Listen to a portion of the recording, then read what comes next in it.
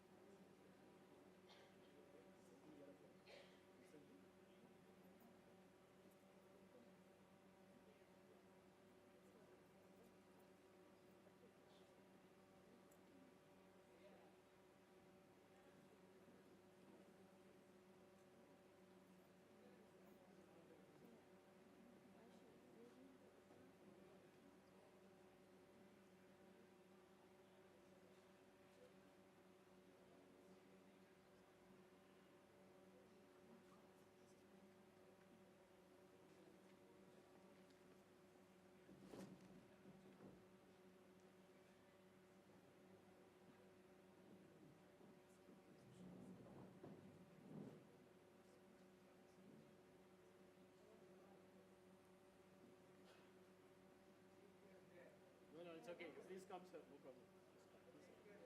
No, I'm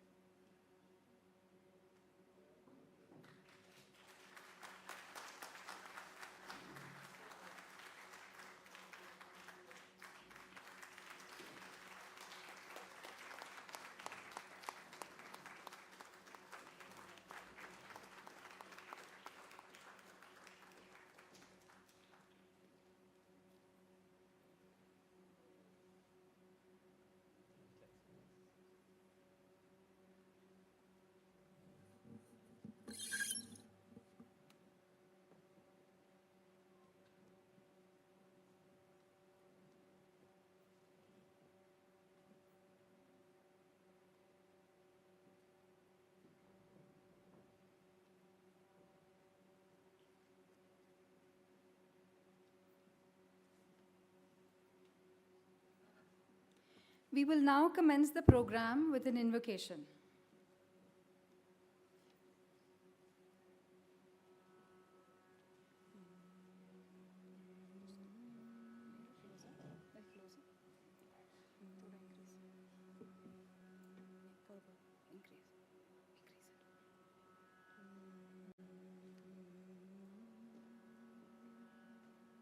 Oh, please take a seat.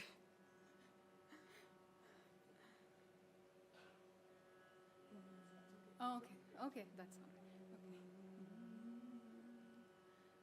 Gajananayutam Ganeshwaram Gajananayutam Ganeshwaram Bhajami Satatam Sureshwaram Shri Gajananayutam Ganeshwaram Bhajami Satatam Sureshwaram Shri Gajananayutam Ganeshwaram Bhajami Satatam Sureshwaram Shri Gajananayutam Ganeshwaram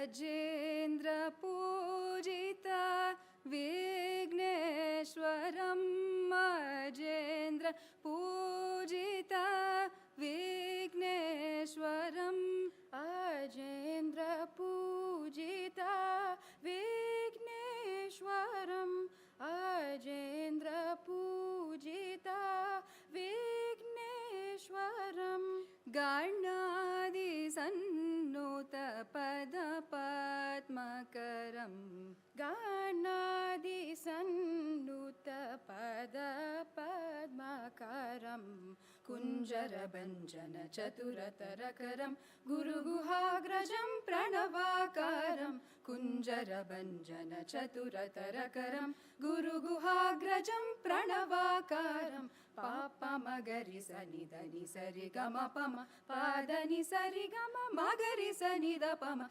Sanida Pama Nida Pama Dapama Pamagari Sarigama Padani Sari Sanida Pamagari Gajananayutam Ganeshwaram Papa Magari Sanidani Sarigama Pama Padani Sarigama Magari Sanida Pama Sanida Pama Nida Pama Dapama Pamagari Sarigama Padani Sari Sanida Pamagari Gajananayutam Ganeshwaram Bhajami Satatam Sureshwaram Shri Gajananayutam Ganeshwaram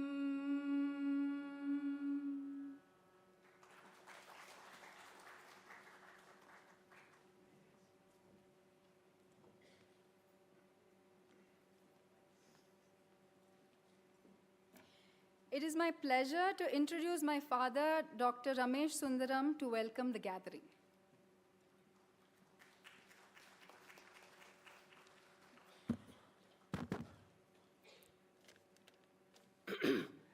Respected dignitaries of the days, my dear parents, Mr. and Mrs. M.S. Iyengar, chief guest of the day, Professor Rishikesha Krishnan, author T.M.S. Kumaran, dear friend Harish Bhatt, all other dignitaries assembled here and online. Please do check if the online link is working, because somebody just messaged me it's not coming. So somebody should check that it is working, please. So quite a few people are watching online, so please double check that it is working. So very, very good morning to all of you. I just thought I'll just rewind a little and see where all this really started. And how did we come out about this book? That TMS will speak in a little more detail about the book. But this, I think, an impact happened, especially to me, from a very young age. I remember, I'm very happy to say that I'm an old Laurentian and an old Vikasa student.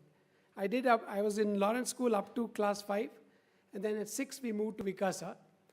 And so we used to have a couple of very good friends of my father. One was Mr. Subhash Valikapan and one Mr. Salim.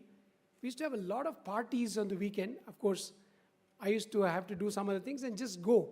And it used to be really hilarious that these students used to be up to so much mischief in Lawrence School. And the punishments were quite severe in those days. And so I was quite surprised that after all these severe punishments, what made them so close? They were really close. And they said, Subhash Valikapan told me, your dad was fair. We realized we were wrong. And so it doesn't matter. So this is what I learned right from the beginning, that he was always a very fair person. There was no nepotism, nothing. Then roll the clock forward a little. I think 2004, 2003, one of my bosses also here, Mr. Subrao, I was working in National Aerospace Laboratories. We were all traveling in a train. We met this young student with multiple mobiles. So he was very curious. He asked him, what are you doing? He said, I'm running factories and that and this. Then he said, who impressed you most? Then he said, there was this phenomenal person, one Mr. M.S. Iyengar. I didn't say anything, I just wanted to listen. And I said, he said, I was in 6th standard, was going through tremendous turmoil in my life. He spent so much time with me every day.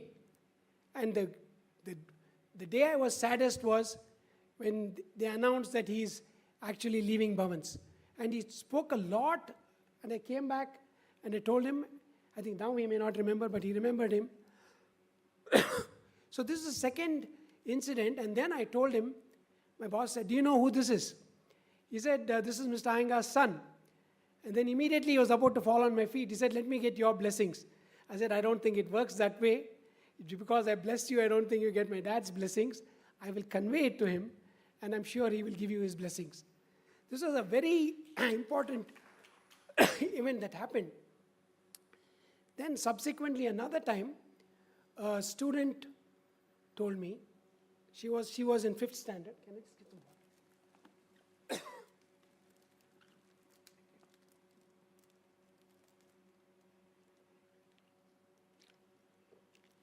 She was in 5th standard, and her mother died. Her father died, sorry. Her father passed away, and her mother was in deep shock, and the family was also trying to send her to a boarding school. And she said the only person who stood by me, he had multitude of students, was Mr. Iyengar. He told my mother, please do not worry, I shall take care of her. You are not moving her anywhere. She said, I don't think any principal, anybody would have done that. And he stood by me. In 2 years, I recovered completely. And I've achieved a lot of things in my life. So as we go along, I think a number of people will talk about it.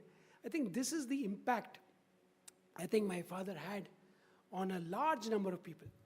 And coming to education, I think all of you will talk about it. We have Vikasa people here. So many interesting things. I think when we moved to Vikasa, we were I was just telling Harish, maybe the first co-education school in Madurai. It was, most of the schools were very puzzled that co-education has entered Madurai. So a lot of interesting aspects of education that came about, which I'm sure all of you will cover.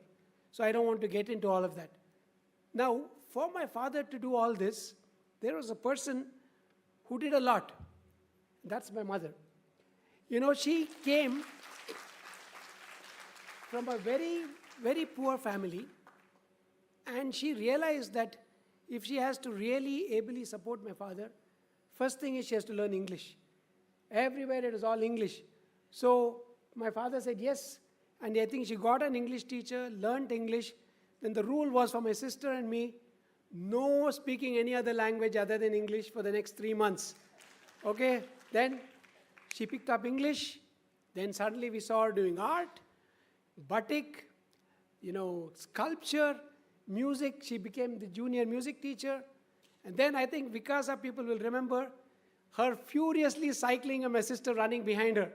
She said, I'm going to run cycling at this age. Kept falling off so many times, and then learned cycling. And then she learned car driving, which I think stood her in good stead. When my father moved to Bhavans, she had to take care of Jeevana. Jeevana was just started. She used to drive the teachers from SS Colony to Ananagar. So I spoke to some of the teachers recently. We said we had our hearts in our mouths. She was driving this Ambassador, and she was very confident. We were very, very worried sitting. But luckily nothing happened. But before that, she has bumped into trees and bumped into garages, but nothing. She admirably stood next to my father. I think one of my father's close friends said, in certain philosophy, the souls are roaming around in search of good souls. So when I look at it, I feel my sister and I were really privileged. Our souls were roaming around somewhere, and we found ourselves with these wonderful parents which we had and we grew up with. So I think we are truly privileged to have, and we have a phenomenal, I could go on talking about this for a long time, but I would like to welcome both my father and my mother with a bouquet, please.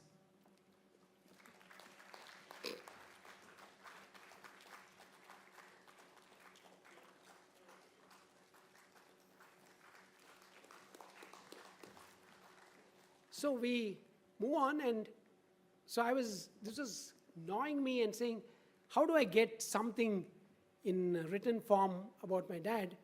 So we went in 2019, went to D. Ramesh's daughter's wedding, and there I met TMS Kumaran. He had just finished a book on the Vikasa, and I said, just floated the idea, TMS, what do you think? Do you think we can take this up? I'm really interested in capturing it, and that's where it initiated. And TMS took, I think it has taken three years. He will talk a lot more about how we went about the book and the conversations and what he had. So I don't want to steal their thunder, but I think it has been a wonderful experience, and I would like to welcome Mr. TMS Kumaran, and he is known. His formal name is Kumaran Sadashivam. I don't think anybody knows him. You always say TMS. Everybody knows him as TMS. A very warm round of applause for TMS, please.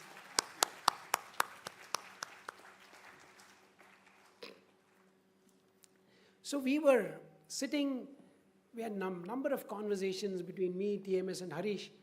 And our thing was, we want a chief guest, who is really in the field of education, who will do justice to this.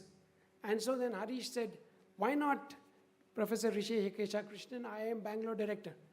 I said, that would be superb, but I know IIM directors, how busy they are.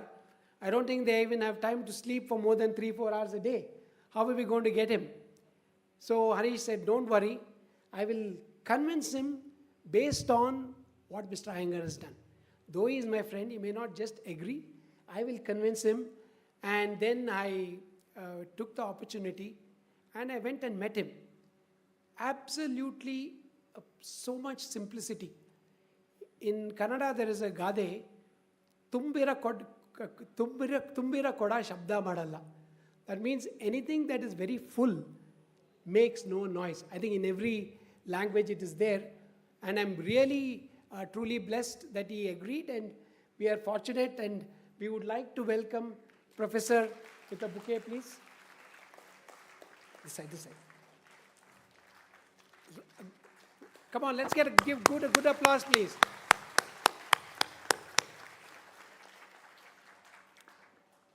See, one of the persons who was supposed to be here was Dr. Palnivel Tyagarajan. In fact, he has written the foreword of the book, and he had, in fact, booked his tickets and hotel, everything, But you know, in government, he just 2-3 days back, he called me, he said, I'm very sorry, but I've been called for some meetings today. I will try and join online if possible. So, Dr. PTR, in case you have joined online, a very, very warm welcome to you. Harish, I think Harish Bhatt needs no introduction to anybody. You know, Hari, you go to Pilani, you just have to say Harish Bhatt. Everybody knows Harish Bhatt. You go to the industry, everybody knows Harish Bhatt. And I was really fortunate. We spent some very interesting times when we were in school. And we had a teacher named Steve Dragoon, English teacher. I don't know how many of you remember him. So we used to sit, and I used to make the noise, okay? I was always the troublesome guy, and he was serious guy. And Steve Dragoon said, hey, take your chair and come up and right up here. Harish was all shaken up. I don't think anybody had spoken to him like that. And he was looking like this, and he told him, no, no, no, not you, the other fellow there. And then he was very relieved that he was not the one. So we had tremendous experiences growing up, and he has become something phenomenal in his lifetime. I'm very happy and privileged that he's here. I would like to welcome him with a bouquet, please.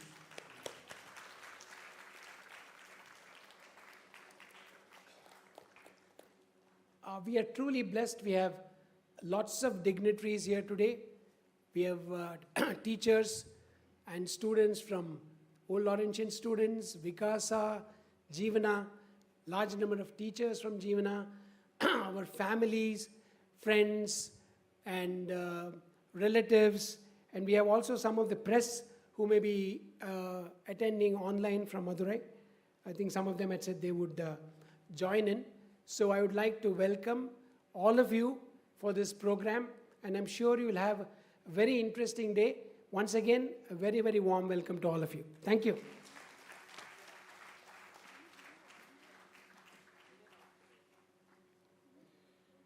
Now I would like to introduce our chief guest, Professor Rishikesha T. Krishnan, the Director and Professor of Strategy at the Indian Institute of Management, Bengaluru.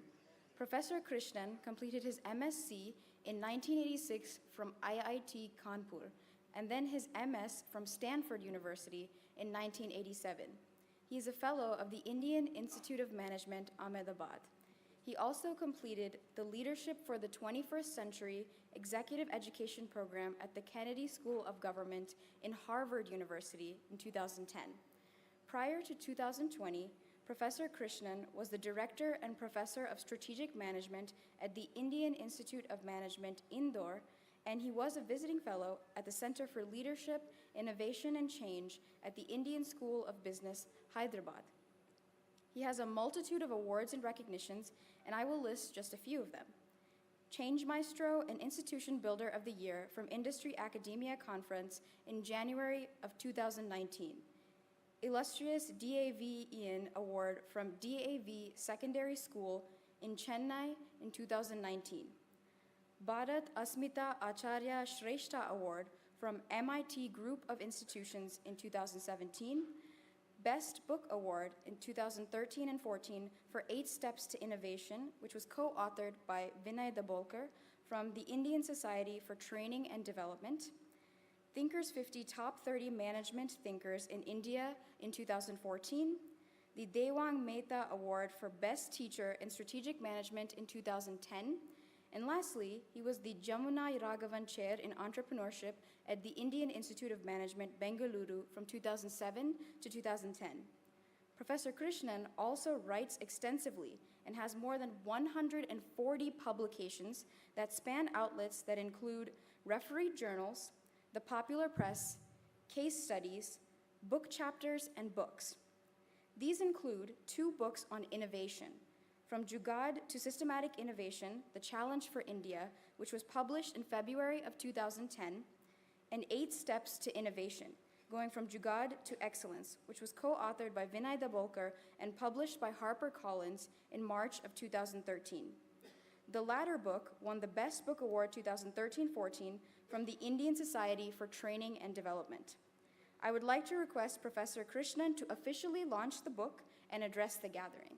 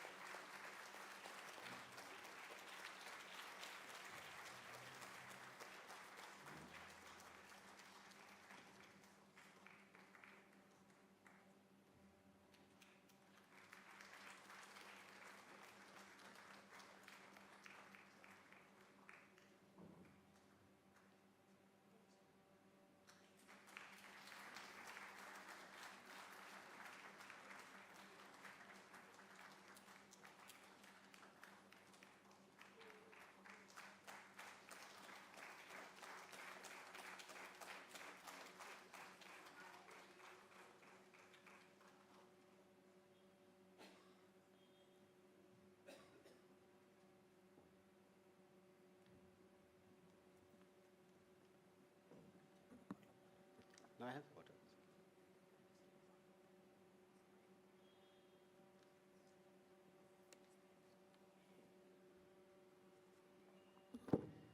Very good morning to all of you.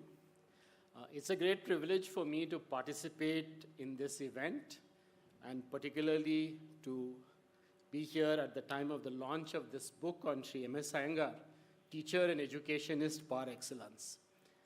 I have not had the privilege of knowing Sri Iyengar personally, in the sense that I have not interacted with him or spoken to him. But I have known three people whose paths have crossed with mine, who have been strongly influenced by him. One of them is right here on the stage, Harish Bhatt. Another one is Ramesh Venkateshwaran, a senior alum of our institute, who has made a significant contribution to IIM Bangalore as the president of the Alumni Association. And Arun Kumar, former head of KPMG in India, and now a co-founder of Celesta Capital. What is common between these three individuals? From what I have known about the three of them, there's some things which stand out. All three of them have a quiet confidence. They have empathy and social sensitivity. Clearly, they're all quite grounded in the context in which we all live. Very high integrity. Of course, very high competence. And they've all made wonderful impact in their respective spheres.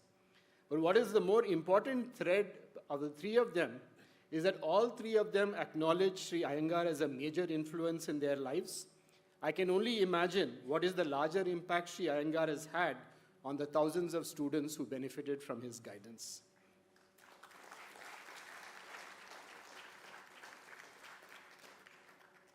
I would like to take this opportunity to reflect a little on the challenges we face in providing a good education to our students in India today.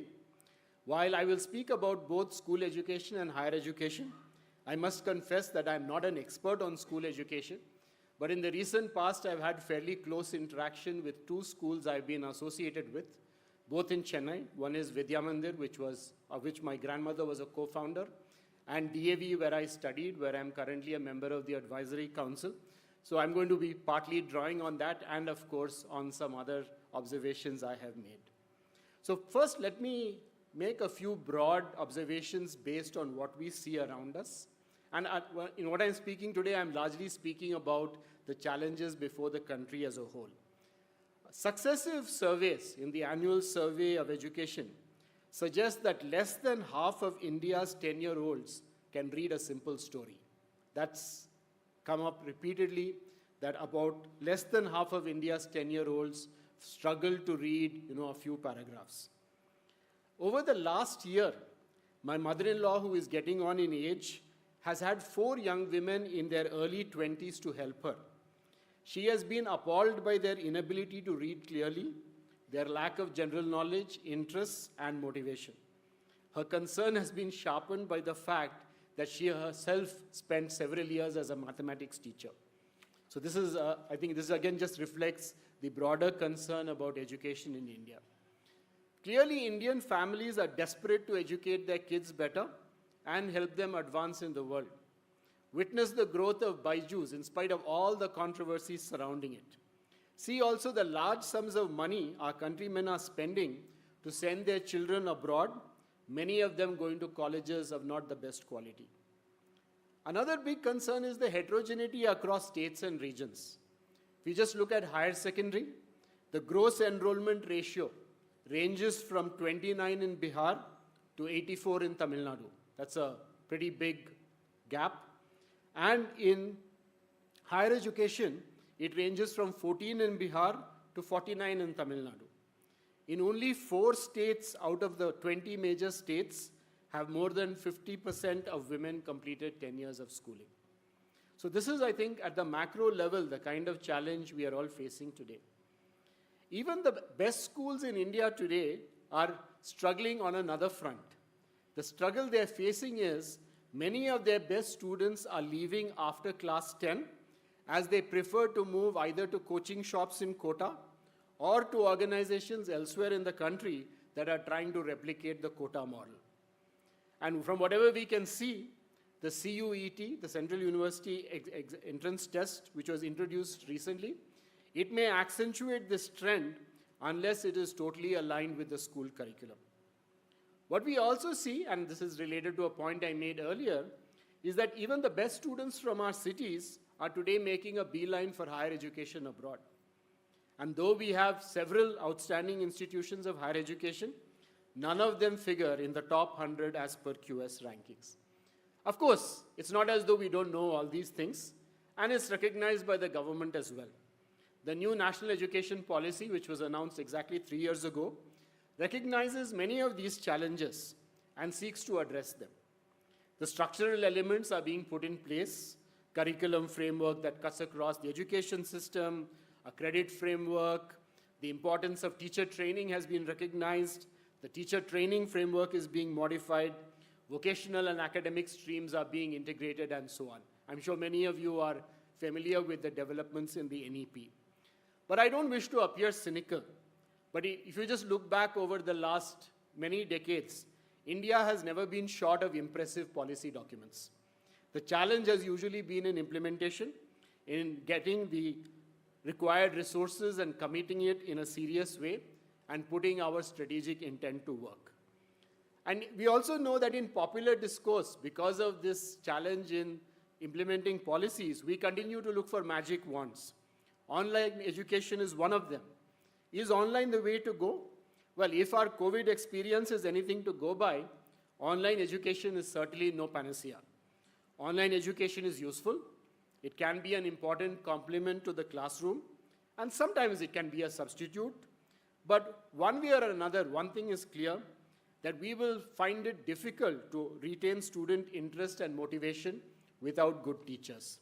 So whatever way you look at it, whether you look at online, whether you look at in the classroom, I think the role of the teacher is going to be primary, significant, almost irreplaceable. And that's why we are all here, of course, partly to celebrate the wonderful contributions of Sri M.S. Iyengar. The role of the teacher, as you all know, goes well beyond just imparting knowledge. In his very insightful book, The Broken Ladder, Professor Anirudh Krishna of Duke University brings out clearly the role the teacher plays in acting as a window to the world to provide students upward mobility. Where do you go to study? Which courses should you apply to? Where will you get a good scholarship? What are the employment opportunities? And of course, there's so many other ways in which a teacher plays a critical role outside the core curriculum and outside whatever he or she is teaching in the classroom. And in a way, I think the challenge is also in getting the best people to come to teaching.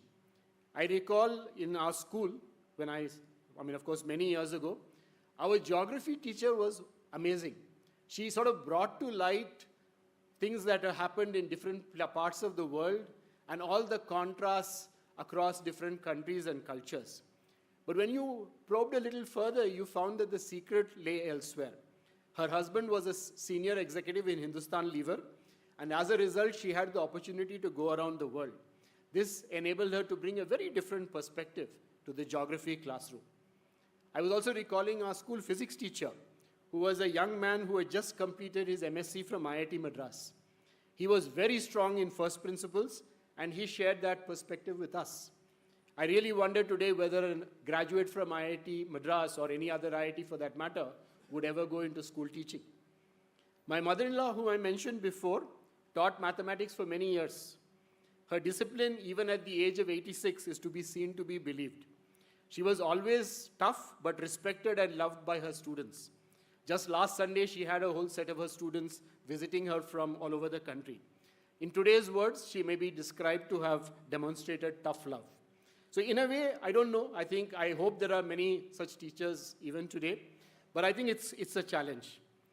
And on a different note, one challenge that I see is when I speak to school teachers today, schools sound more and more like event management agencies. They seem to be jumping from one event to another.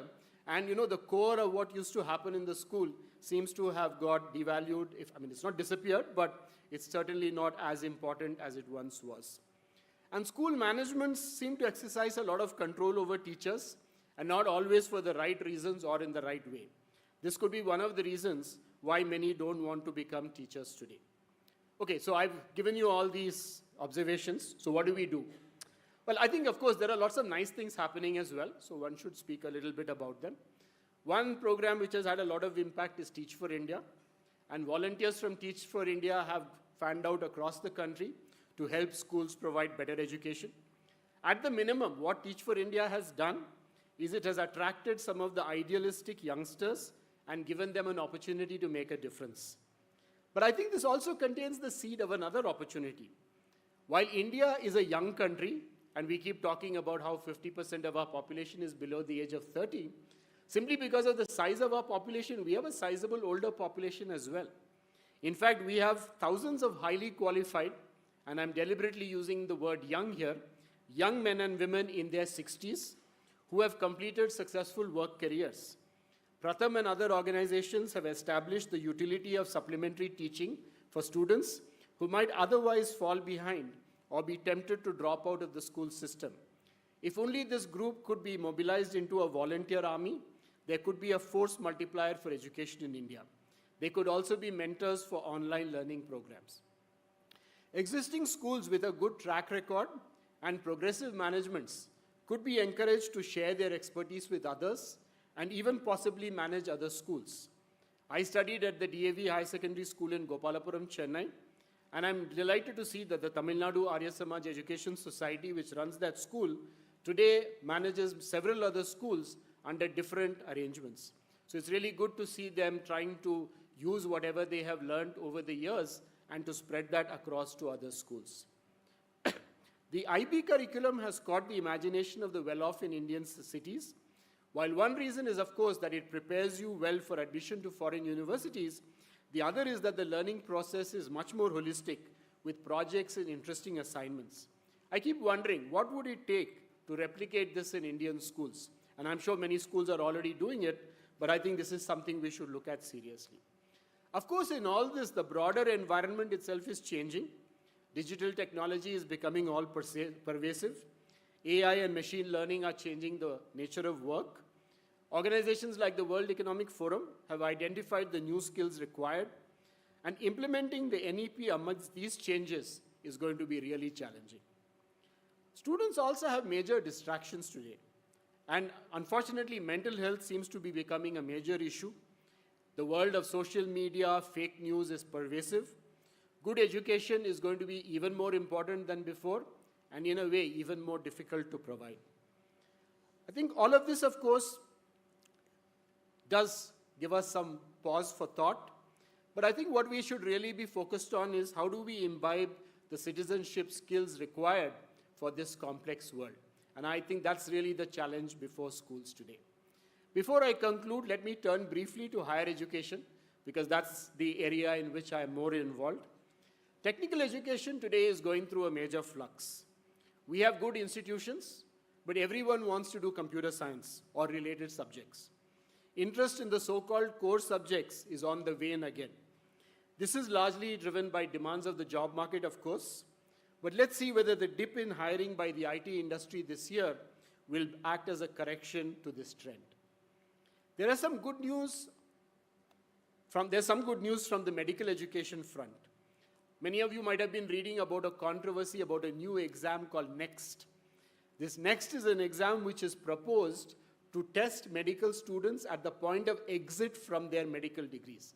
It's supposed to check whether they all meet a minimum standard in what they have learned. It is proposed that this will have two parts, a theory part, which will be used as the basis for admission to postgraduate programs instead of NEET, and a practical part which will be taken as the prerequisite for licensing the student as a doctor. This is actually a very good idea because it will ensure a certain minimum quality in medical education. While the concerns expressed by the current MBBS students are understandable, in my view, this is a reform that needs to be introduced, at least for the incoming MBBS students. Non-technical streams in India certainly need strengthening. We need more students who have an integrated understanding of humanities and social science. The emergence of new universities like Ashoka and Flame offering such programs is indeed a welcome sign. And I'm happy to inform you that IIM Bangalore too plans to diversify away from its focus only on management education and launch such programs in the years ahead. Continuing education is a particularly important area and one in which online education can play a key role. At IIMB, our MOOCs courses and new programs like our professional certificate program in hospital management have demonstrated the potential of online learning to make a difference in continuing education. Well, thanks again for inviting me to this wonderful function. I would like to once again compliment Sri M.S. Iyengar for his career-long commitment to education, spanning 7 decades. India's progress is largely due to the selfless contribution of people like him. I hope many of us can take inspiration from his life and rededicate ourselves to any important public cause. Thank you.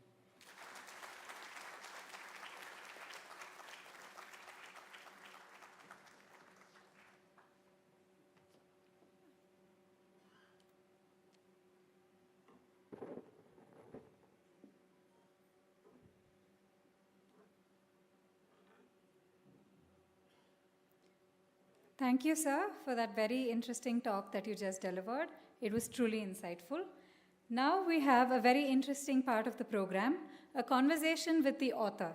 It is my great pleasure to introduce the author, Mr. T.M.S. Kumaran, to all of you. Mr. T.M.S. was a student of my grandfather at Vikasa School, Madurai. Mr. Kumaran is a naturalist and author. Born in a business family in Madurai, he joined the second batch of students of Vikasa in 1973. At Vikasa, Mr. M.S. Iyengar, the principal, taught him chemistry. Mr. Kumaran developed an abiding interest in writing at school. He was a regular contributor to the school magazine. He has also edited the magazine of the school's Interact Club. Mr. Kumaran's innate passion for wildlife and animals grew stronger during his Vikasa days, fueled in part by the fine natural history books at the school library. After Vikasa, Mr. Kumaran studied at the Indian Institute of Technology, Madras, where he obtained a BTech and MS degrees. The IIT campus offered him the opportunity to begin an enduring involvement with field natural history. In 1989, he wrote his first book, A Forest in the City, which is based on his experiences with the wildlife of IIT Madras. This book won the first prize in a national competition conducted by WWF India and Children's Book Trust. Subsequently, Mr. Kumaran has been writing prolifically about his nature experiences and insights. He has published over 200 articles in magazines, newspapers, and academic journals. Kumaran Sadashivam has also contributed to a number of edited books.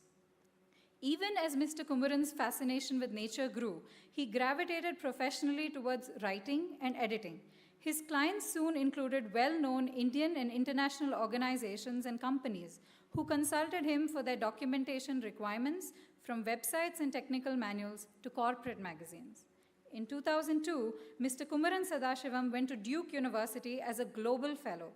2 years later, his second book, Marine Mammals of India, was published. This semi-technical work is aimed at both the scientist and the amateur naturalist. Campus Chimes, IIT Madras's coffee table book, was Kumaran's next book. This was followed by Wave Quest, which tells the story of how Indian technologists led the world in developing technology to generate electricity from wave energy. Mr. Kumaran Sadashivam has been for long a life member of the Madras Naturalist Society and of the Bombay Natural History Society. He is on the executive committee and governing council, respectively, of these organizations. He is the editor of Black Buck, the journal of the Madras Naturalist Society. In 2008, Kumaran, along with K.S. Natarajan, initiated the Marine Mammal Research and Conservation Network of India. Mr. Kumaran is also the operational head of the Heritage Center at the Indian Institute of Technology, Madras. He lives with his family in Madras and also in Madurai. I extend a very warm welcome to you, sir.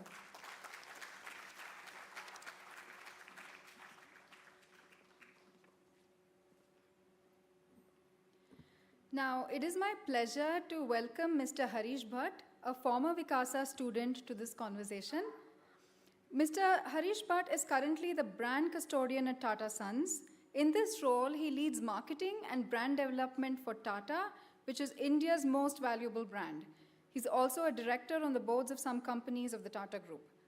Mr. Harish has held many roles in the Tata Group over the past 35 years, including as Managing Director of Tata Global Beverages and Chief Operating Officer of the watches and jewelry businesses of the Titan Company. An avid marketer, he has helped create and nurture several successful Tata brands. In 2023, Forbes listed him as one of the world's top 10 most influential chief marketing officers for the second consecutive year.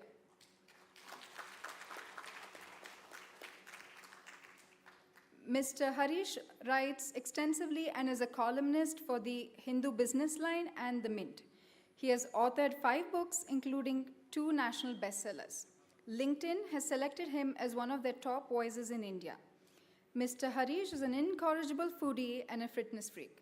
His wife, Veena, is a data scientist. They have a daughter, Gayatri, who has embarked on her professional career. I extend a very warm welcome to you, sir. And now we look forward to a very interesting conversation between him and our author, Mr. TMS.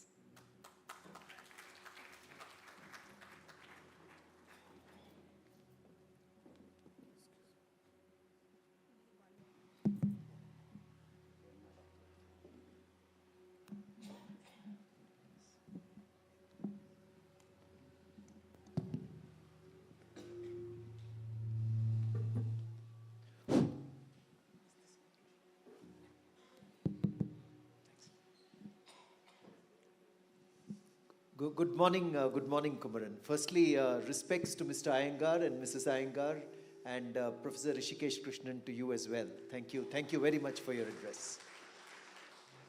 So Kumaran, I don't believe this, but I think today morning, while we have spoken to each other and emailed each other over the years, we are meeting today morning after, I think, 43 years, right? 1980, I left Vikasa after finishing my 12th.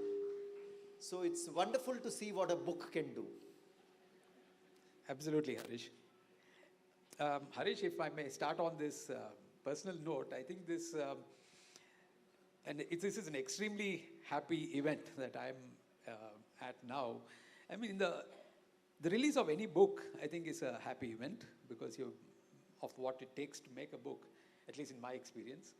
And when the book is about our beloved Mr. M.S. Iyengar, need I say any more? But there is more. I mean, look at the August gathering and the fact that, as you pointed out, that we are meeting after 40 years. One experiences feelings bordering on the overwhelming. Well, to add to what you said, I would like to tell, ladies and gentlemen, Harish joined Vikasa, the school in which I was studying from my 5th standard to my +2, to do his 11th and 12th standards. This was in the late 1970s, 78 to 80, I believe is the period he studied there. So I was 1 year junior to him, and Harish was in the pioneering batch of the school, the first batch of the school. But even though we were in different classes, Harish already came in with an amazing academic record. For your information, we knew him as the boy who was coming in with a perfect score of 6 in the ICSE. For those of you who don't know, The smaller your score in the ICSE grades, it's better the higher the performance, and you cannot outdo 6. It's like a gymnastics 10. So that's what Harish came in as, and he's been scorching the tracks with his record, of course. It was my privilege to be on the quiz team of Vikasa. Mr. Iyengar, of course, used to send us to various inter-school competitions, which was a great experience by itself.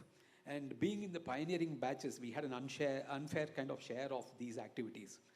So I have very pleasant memories of these activities that we've been together in.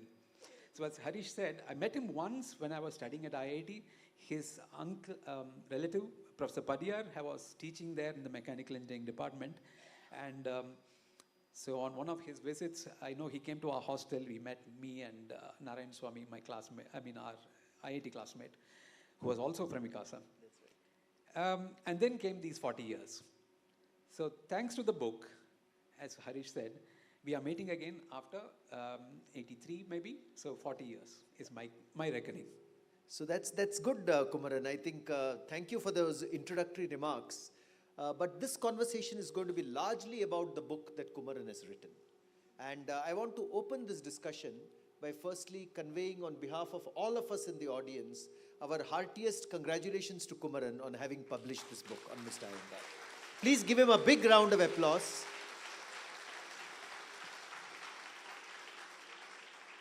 You know, writing a book and publishing a book is a very challenging task. It doesn't take months, it takes years. And this is a book which has been so meticulously researched. With contribution, you know, he must have interviewed several people in the writing of this book, several tens of people.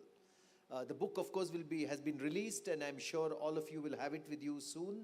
But Kumaran, I want to tell you how impressed I have been with your initiative. MS Ramesh spoke about meeting you in a gathering in 2019 at D. Ramesh's family wedding. Do you remember that? And what went through your mind when MS approached you about this book? Yes, indeed.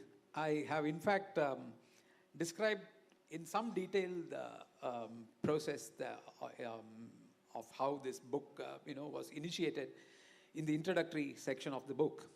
So yes, I certainly remember Ramesh's daughter's wedding, where we had a small reunion, as I said, and sort of extempore reunion. It wasn't planned, where we had various friends from Vikasa, of course, being there among the audience. So, as I recall, the previous month, Ramesh MS to me had sent Mr. Iyengar's contribution to the book on Vikasa. Vikasa had completed 50 years of its existence then, and so there was going to be a very special reunion. And you had a very special reunion at Pasumalai, if I'm not mistaken. That is right? Correct. Yeah. I think the attendance was a record turnout, and everyone, of course, wanted to be there for the golden reunion. Right. So, well, I was just talking about books with MS at that time, and that's how the topic came up, I believe, and MS has told us now about how he was thinking about books, and in this case, a book about Mr. Iyengar in particular. So when he asked me the question, and I have mentioned in the book that I thought about how Mr. Iyengar taught us chemistry classes and how he used to complete the portions for the day in half the time and then keep us engaged with talking about other very interesting things with us, which made us feel very grown up and very happy to be engaged with him. But were you good at your chemistry? I believe so. We should ask Mr. Iyengar. We should ask Mr. Iyengar, yes. Was I, sir? Thank you. Yeah, but please go ahead. Talk about how this idea of a book got born in your mind after that conversation. Yeah. Even though I said that I had to think about this and that, it was an instant for me to say yes. I really had to. I was certainly delighted to take up an assignment, to be given this privilege and this task of doing this. I was asking MS, as the person who started the project, about what kind of book he had in mind. Because often a person who thinks of a book has not defined it in so many words, but likes to think of it as something that they have seen about some other person or with so many photographs or whatever. But he left it all to me. He left it all absolutely to me. He said, I was thinking of a biography. I was thinking that's what I would write about. And those were my preliminary thoughts. I was thinking I would write a biography of Mr. Iyengar, research it intensely as some of the good biographies I've seen. I asked MS whether we should have photographs in the book because the memory of the Vikasa book was still in my mind, of course, because it came out in July that year. So I asked him whether we should have photographs, and he was not averse to it, but he was not saying make it a coffee table book or a pictorial book in any way. So I had to find my way out to see what kind of book it was that he wanted. And it took some time to do that. So the question I want to ask you, TMS, is, writing a book about a person. What inspired you about Mr. Iyengar to write this book? There must have been thoughts in your mind. It's a very big and ambitious project, giving 3 years of your life, 4 years of your life to writing a book. What actually inspired you to write this book? I didn't really plan to do 3 years or 4 years of this. This happened incidentally, in spite of me, baby, or whatever. I thought that we would finish the project in a year and a half. And that's the time I honestly thought we would take to finish the book. But then I hadn't reckoned with the pandemic, which was just around the corner. And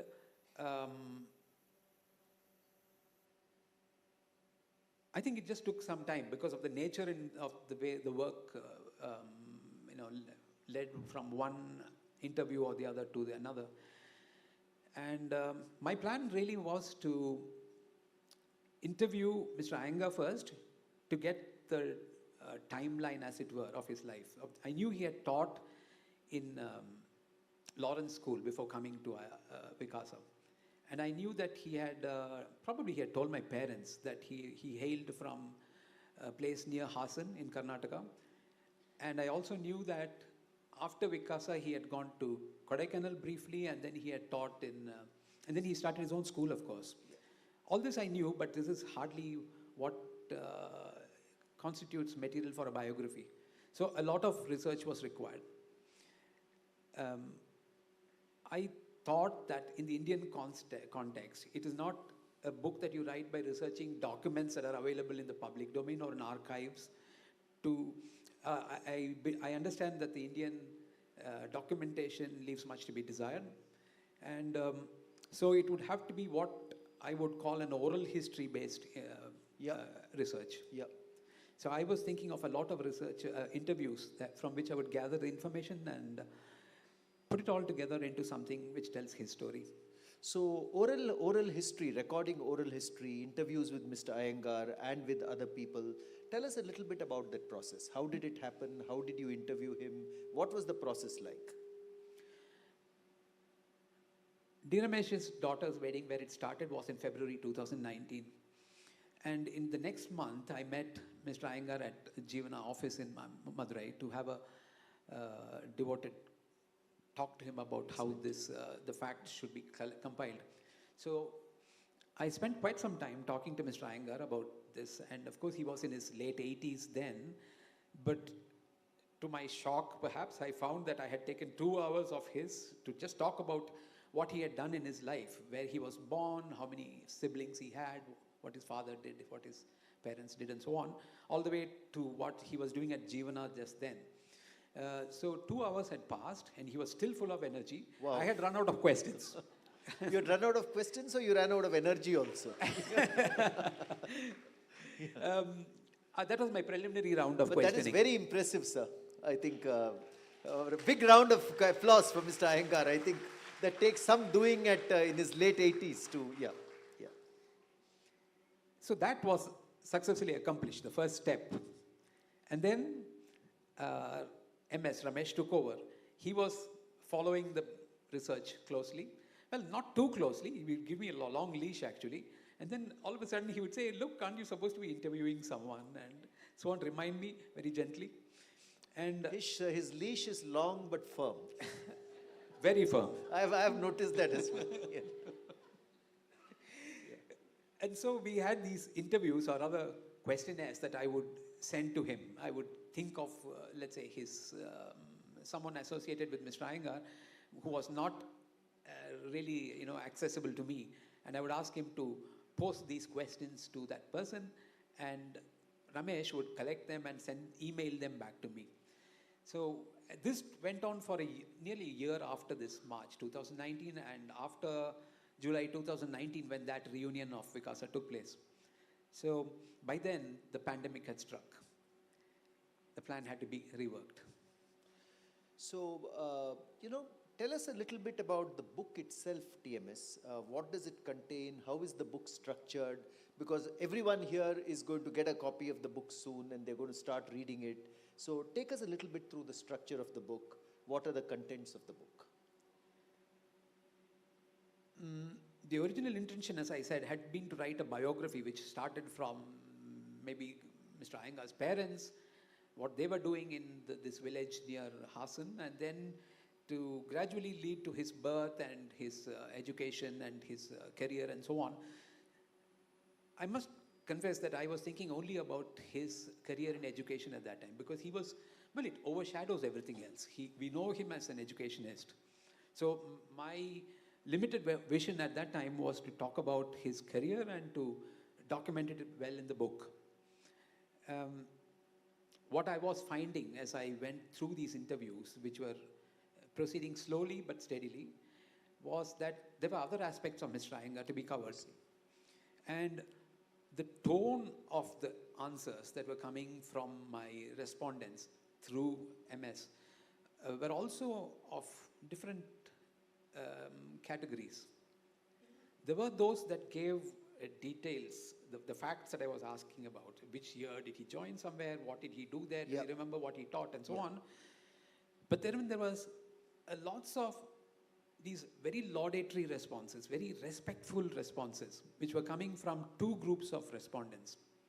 One was the people who had known Mr. Iyengar for a longer period of time, extended period of time, such as his family members, particularly his family members.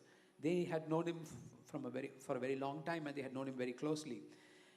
And there was the other group, which were students of Mr. Iyengar, like myself. Lots of us.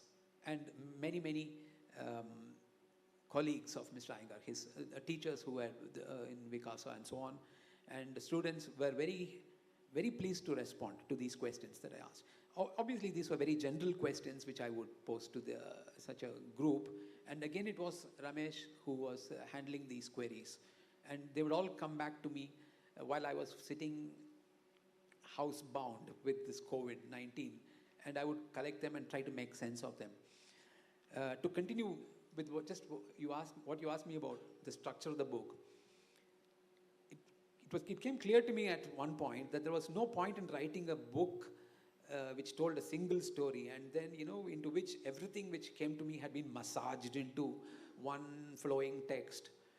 So I really split the book into 3 parts, and you'll find it soon when you get your copies, that there are 3 sections. The first one I call the storyline of Mr. Iyengar's, his story. Yeah. The second is his own memoirs, his memories and the recollections of his family members. And the third is what I call tributes, which students and fellow teachers have contributed.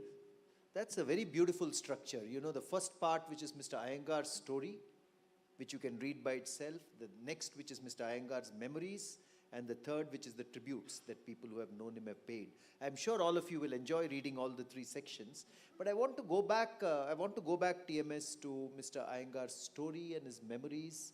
And maybe from his early days, childhood. Any section of the book you want to read out to us? Something specific that you want to read out to us, which will give the audience a flavor of what you have written? I will do that, but I will also tell you now, if you'll permit me, of a few memories that I had myself when I started the book. Yeah, and and the realization dawned on me that what I had in mind was not sufficient to make a biography. But go ahead. I think we would love to listen to a few memories of yours in your mind at the time you started writing. Well, as I said, I knew that he had come from Lawrence, and I knew that after Vikasa he did certain things. He started his school, he worked in another school, and so on. In between, this 1973 to 1981, when I studied in Vikasa under Mr. Iyengar's principalship, was a period which I think every Vikasa student thinks of as a very golden period for both for themselves and for Vikasa and for everything in Madurai, really. So it started off in January 1973. I know the date particularly because I did this research for the Vikasa book, the Vignettes of Vikasa. Okay. The date was 19th January 1973. When you joined the school. When I joined the school. Okay. So here I was, this 9-year-old who had come from a different school and was somewhat anxiously, brought to the footsteps of Vikasa. It was not called Vikasa then, it was called the Majura Mills English Medium School. And my parents had brought me along there, and Mr. Iyengar was joining Vikasa also at the same time, only he was taking us over as the principal of a budding school. His story is told here, but I have a memory of that meeting. When my parents met him, I have a photographic memory of meeting Mr. Iyengar. I can imagine him saying, reassuring my parents as MS told about somebody else, that he would take care of me. So he did, and I have a mental image of that. Other memories that I had, if you will be interested, is to, shortly after, I think I was waiting to be picked up in school. Mr. Iyengar was busy at his principal's room, and I, carefree and blithe, wandered into his room without any permission or whatever. I wandered in, just looking around as though I was in the playground, at his office, looking at his table, looking at the window and so on. It amazes me even now that he did not tell me that I was not supposed to go into the principal's room without asking permission. He was extremely tolerant of a curious 9-year-old. That's the point that comes to me now in hindsight. That's one memory. Other early memories, my father was a member of the Rotary Club, and one day he told me that there would be meetings in the Pandian Hotel every Tuesday. So he told me that your principal is giving a talk, would you like to come? And I did go along. And what remains in my mind is, I remember how Mr. Iyengar was at the podium talking, but what I really remember is that the talk was about extracurricular activities and co-curricular activities, something that he brought in great measure into Vikasa, something that he had seen being implemented in a boarding school previously, but he tried it in a day school with amazing effect, which you know about. Of course, the chemistry classes themselves that you asked me about, the dramatic ones still remain very clearly in my mind. We all know what happens when you take pieces of metals like sodium and potassium and put them in water. The pyrotechnics, I remember them very clearly. But more seriously, Mr. Iyengar showed us a wall in the chemistry lab once. It looked discolored. There was a lot of soot-like coating on the wall. And he asked us to think about what had happened to that wall. It took some time for us to think about it. We could not come up with a good answer, and we thought it has water leaked down somewhere and brought some fouling or whatever.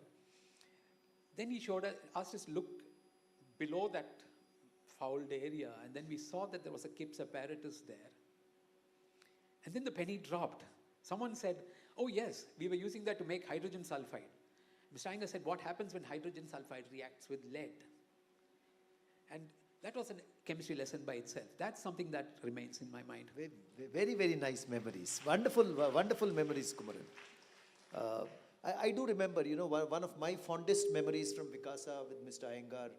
Once he called me into the principal's office. I was a little scared. It was soon after Mr. Dragoon had asked me to pull up my chair to the front. So I thought maybe I'm in for something else.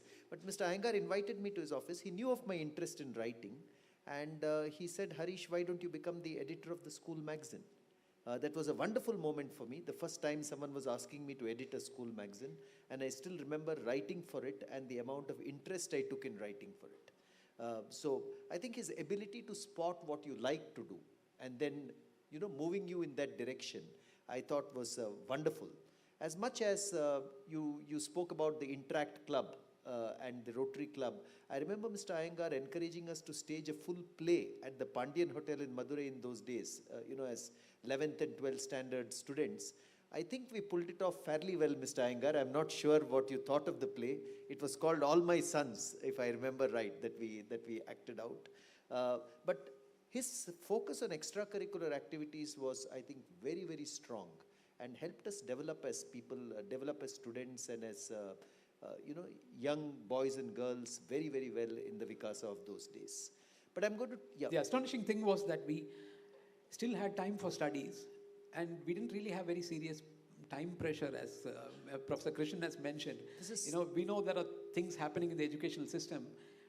That's one of the reasons I think it was a golden period. This is true. I think all of us participated in some extracurricular activity or the other, but we still had time for studies. And I think there was something in the way that he conducted the school which made that happen. We went through 11th and 12th with, at least I remember, with minimum pressure, but enjoying ourselves all those 2 years. So that was wonderful. But I'm going to take you back to your book, Kumaran. I'm going to ask you to go back to Mr. Iyengar's early life and read out for us 1 or 2 passages from your book. I will do just that. So that everyone here can get a flavor of what is written there before we go to the later parts of his career.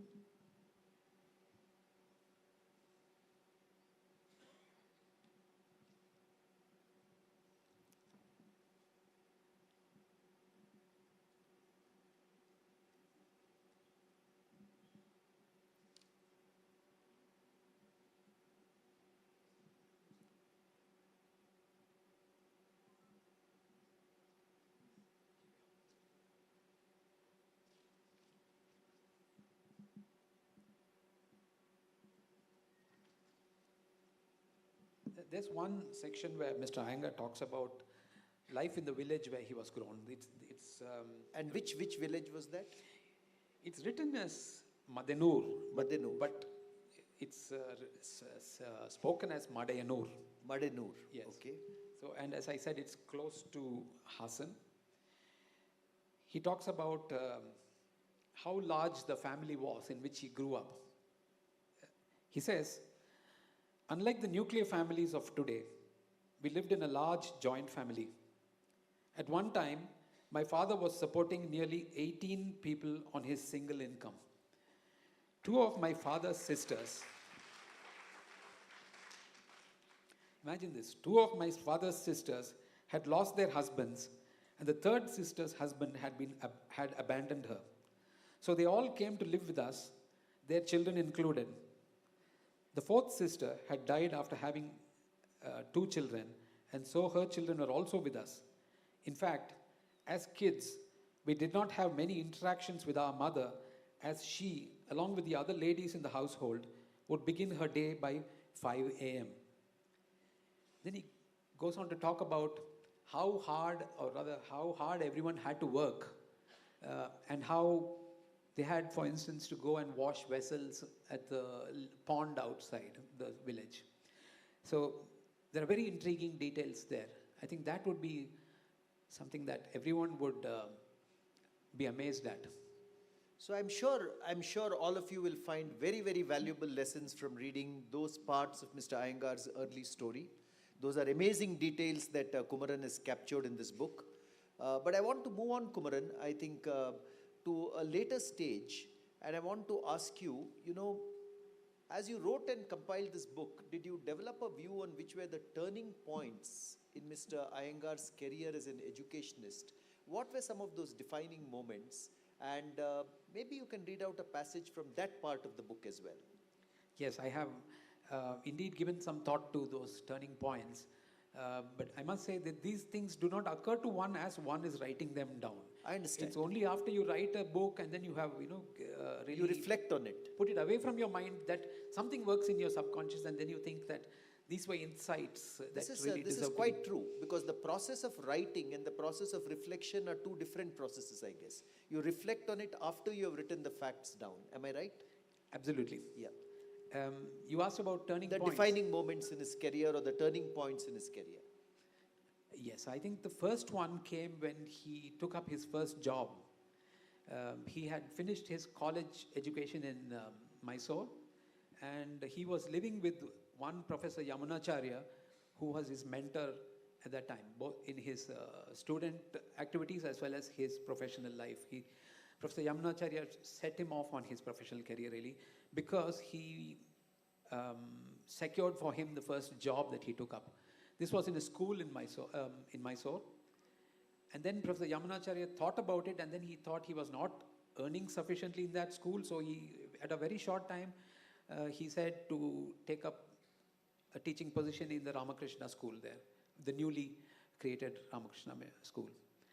I think that was a turning point, definitely, because Mr. Iyengar had the science degree qualification, and he could have easily have done something else.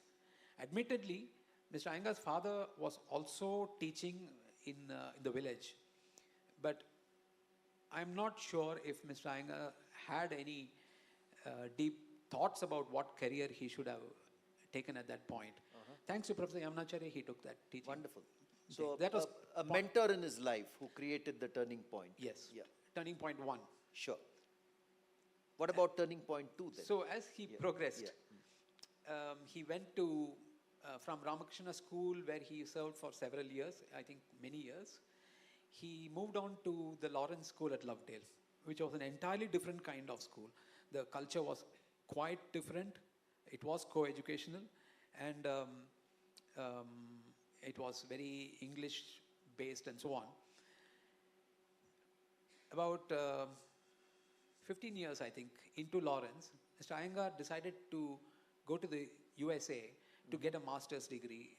Okay. He initially wanted a master's in chemistry, which he was teaching in Lawrence. But after having gone to Connecticut, he found that the course was not quite what he wanted, and so he went into a chemistry education course. Okay. And he completed that in a very short time, within a year actually. So in 1969 and 1970, Mr. Iyengar was in the USA studying, leaving his family behind in Mysore with very young children. MS Ramesh was very, very young at that time. And then came the turning point, number 2. Mr. Iyengar decided at some point that what he had witnessed in the US education system was really what stood for many of the things that he appreciated, such as inviting students to question, to have a very open kind of education rather than rote teaching and learning. Very interesting. That was point 2. So his philosophy to education, as he says, changed. There's a very interesting passage in your book, Kumaran, about this turning point. Can you read it out for our audience here? I'll read just a paragraph relating to that. Again, I have retained Mr. Iyengar's words as he spoke them. Of course. Without editing them heavily or whatever. So he says, my US experience changed my philosophy of education a lot. After I returned, I realized how important it was to let children ask a lot of questions and to explain things to them. Previously, I had followed a system of conducting experiments and teaching, wherein the details of experiments and what would happen were all given first. I realized that the teaching had to be open-ended. Experiments would have to be done and students allowed to think. I started teaching that way when I returned. He also goes on to say, my views on physical punishments also changed. As Ramesh had mentioned, there was a lot of physical punishment being dealt out to errant students. And Mr. Iyengar says, in Ramakrishna Vidya Shala, I used to give a lot of physical punishments. When I went to Lovedale, I gave less of those. And when I returned from the US, I almost stopped giving physical punishments. I decided that there should be no physical punishments. I had also started reading J. Krishnamurthy's philosophy. I was influenced by that also. That's one extract. That's good, TMS. Very, very good extracts. And I think one of the things that the book does, you know, when you read the book, it also takes you into how Mr. Iyengar's thinking evolved over the years. And that's very good for many, many of us who are much younger than Mr. Iyengar. I mean, most of us here will be younger to him by far. So it's a very, very good exploration for us to see how his mind evolved. But TMS, I want to ask you this question. I need one more turning point. Yes, okay. Turning point 3 came shortly after the US return. In 1970, Mr. Iyengar had come back to India and he was teaching in Lovedale. And 2 years later, there came this interesting opportunity for him to do something more and to realize his ideas, which were, coming up like a fountain now. So, and that opportunity was this advertisement from the Majura Mills company, which said that they wanted a principal for their school, which was developing just then. It was a little school to begin with, to cater to the children of the management. Else the managers who were a very cosmopolitan group, had nowhere in Madurai to send their children, so they were thinking of sending them to boarding schools far away. But Mr. Henry, the managing director of the company, started a school, and in the beginning, the school was in his own bungalow on Pasumalai. And then as it grew year by year, by the time class 6 was, being created, Mr. Iyengar stepped in because he appeared for the interview for the principalship. And I think that was a very, very important turning point too, because the story of Vikasa is something which we have described in Vignettes of Vikasa, and was awesome in its audacity, in the various experiments that Mr. Iyengar tried with such great success. So that is fantastic. I know in a town like Madurai, to try those experiments with such audacity way back in the 1970s and 1980s, that was brilliant, and I think that story also comes across in the book. I think before we run out of time, Kumaran, I want to ask you a couple of questions to end this conversation. The first is, when you wrote this book, one is, of course, it's an intellectual exercise, but what made you most emotional in this book? As a writer, there would also have been emotions going through your mind. What made you most emotional?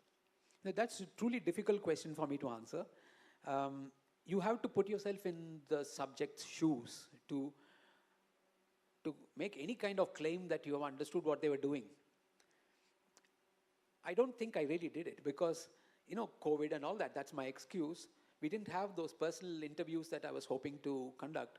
So at every stage, I was just feeling my way through, thinking what Mr. Iyengar would have felt at a certain point and so on. Yeah. And so I think it was a non-stop kind of roller coaster of emotions going on.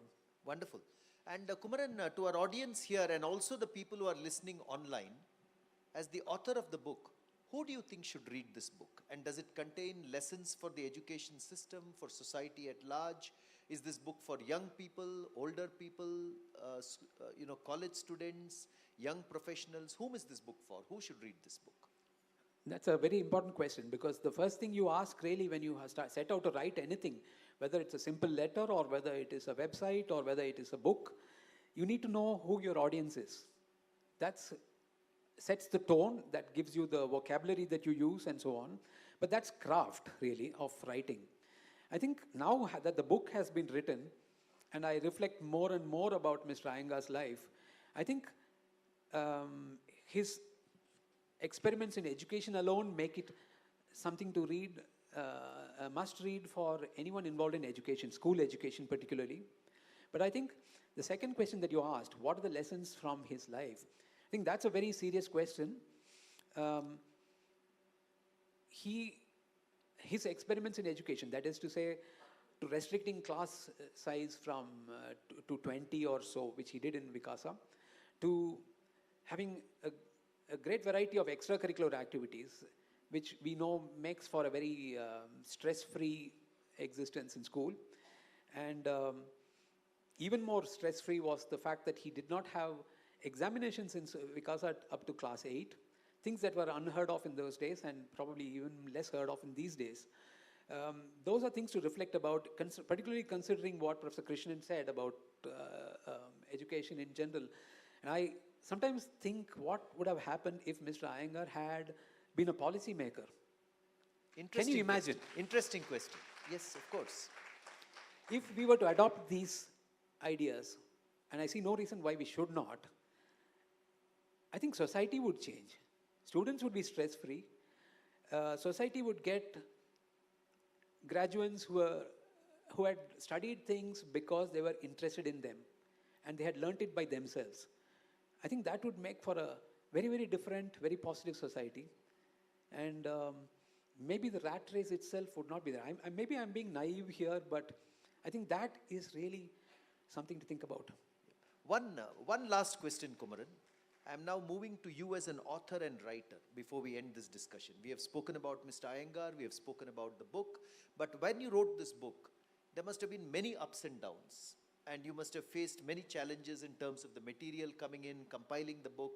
Were there any very tough moments where you actually where the project was running into a great deal of trouble and you were rethinking the book or thinking about whether to take it forward? It must have been a tumultuous voyage for you as an author of the book. I've mentioned COVID-19 playing a very unusual card there, so that we had to drop all the personal interviews, the visits that I was thinking of. I was really thinking that I would go to Madenur, I would go to Mysore and so on, and look at these places where Mr. Iyengar taught to really understand and get the flavor of the place. That was, of course, ruled out, so I've probably given a bland version of what could have been. But I think the big thinking point came when thinking about the structure. And as I mentioned now, it has been split into 3 parts rather than a monolithic account. So, Kumaran invited me to write the epilogue to this book. So as I bring this conversation to an end, Kumaran, with your permission, I'd like to read out the epilogue. Yes, And go then, ahead. Thank you. Ramesh and Veena and Kumaran and I discussed it, and we said we'll write the epilogue in a poetic form. So here it is. Both Kumaran and I are very proud students of Mr. Iyengar, and we greatly admire and respect him like all of you in this audience do. He's impacted us a great deal and shaped our lives.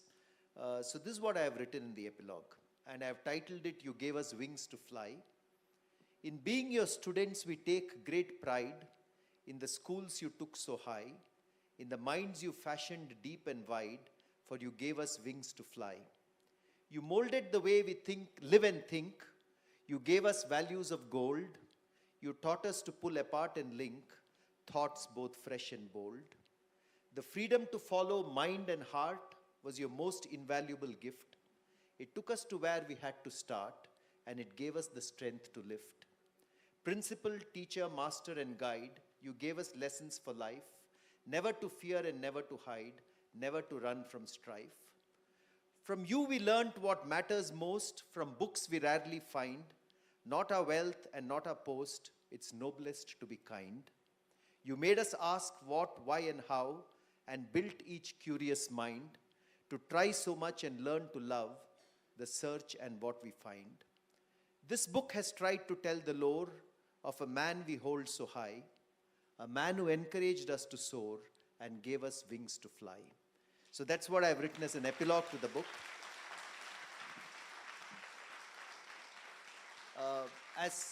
As we reach the end of this conversation, Kumaran has developed this wonderful book. It also features a foreword by Palanivel Tyagarajan, who unfortunately, like Ramesh said, could not be here today, though he wanted to be here. I'm sure all of you will enjoy reading this book. It's been put together. I tell Kumaran it's been a labor of love for him over the past 3 or 4 years. So please join me in applauding the author of the book, Mr. T.M.S. Kumaran.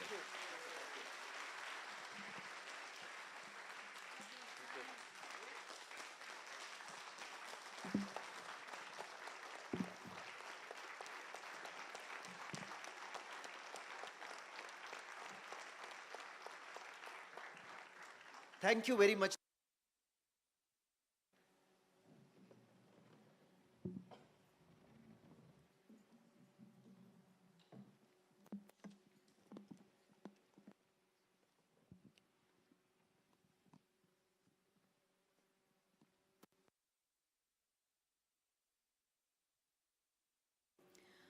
I would like to thank the author, Mr. Kumaran, and Mr. Harish Bhatt for the extremely engaging conversation.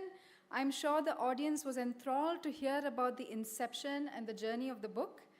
It was also extremely heartwarming to listening to so many fond and emotional memories. So thank you.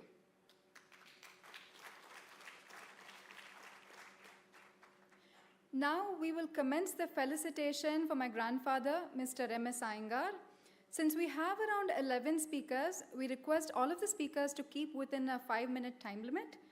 After you have given your address, please collect a personalized signed copy of the book from Mr. Iyengar. I would like to call upon Mr. Viju Parameshwaran to address the gathering. He is an old Laurentian of the 1968 batch. After graduating from IIT Bombay in 1974, he did his master's from Syracuse University in 1975. He has had a very distinguished career working with Tata Administrative Service, Hindustan Levers, and the Fraudenberg Group. Currently, he is an advisor of many boards, and he is happily married with 2 daughters and 3 grandchildren. So please welcome Mr. Viju Parameshwaran with a round of applause.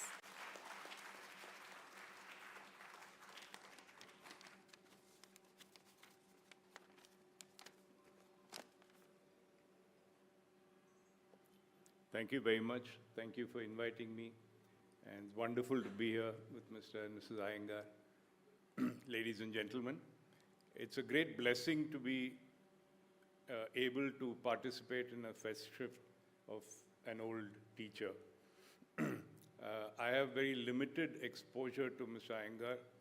He's had a very long career beyond my exposure of 10 years in Lawrence School, Lovedale. I was there from 1959 to 1968, which is approximately the time that he was, he was there longer than that, but the bulk of the time. So let me briefly talk about that period. As far as I recall, he had 4 hats in the school. My first exposure was in 1960 as a 7-year-old when I took up riding. And of course, my parents wanted a photograph. And it was Mr. Iyengar who took the photograph. He was the main photographer, the person who ran the photography club, and also developed and printed all the, everything. We had a dark room there and so on. So there I was posing on a horse called Rani, a white horse. And Mr. Iyengar took these beautiful photographs, which were framed and on my parents' mantelpiece for decades after that. So running the photography club was my first exposure to Mr. Iyengar when I was 7. Then in the 5th standard, on Sunday mornings, those who didn't go to other forms of prayer, churches and so on, attended what was called a prayer meeting. And Mr. Iyengar was normally conducting those. That was our sole exposure. Remember that we went to school at the age of 5 or 6 and stayed there for 8.5 months of the year. So our entire exposure to values, value systems, religion, etc., came from those Sunday morning meetings by Mr. Iyengar. And many of us still recall from then Om Sahana Vavatu, Sahana Bhunaktu, and things like that, Mr. Iyengar taught us. Then, of course, the most important part of his presence there as a chemistry teacher, I attended chemistry classes with Mr. Iyengar from the 9th to the 11th standard, though the NCERT has now chosen to remove the periodic table, I understand, from 9th and 10th standard. It was very much taught by him clearly to us in the 9th standard.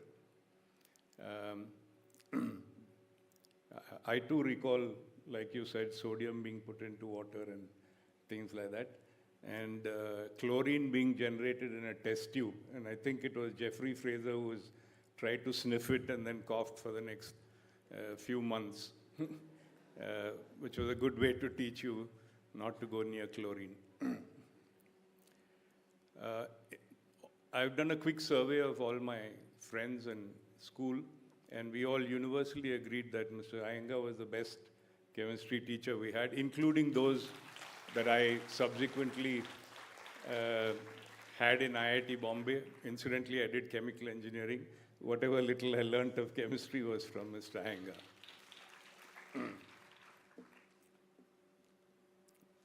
I also recall that as part of that Sunday morning, once a year, he took us to the Ramakrishna Mission in Fernhill, a long uphill trek on a Sunday.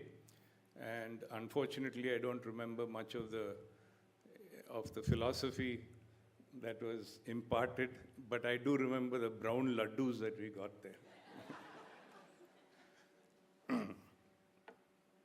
And I think Swami Ranganatha, who was the head of the Ramakrishna Mission, came to speak at school during that period.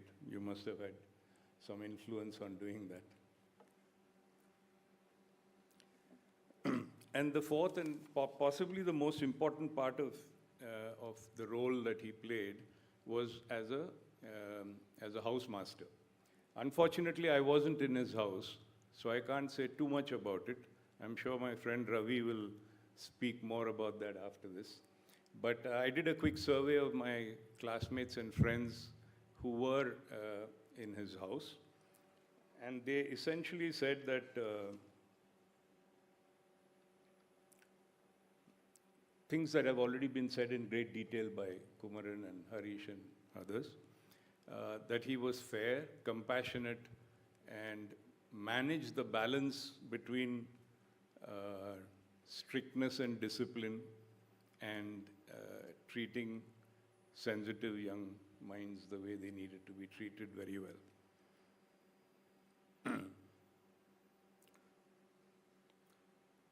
You mentioned the scores at the ISC of Harish.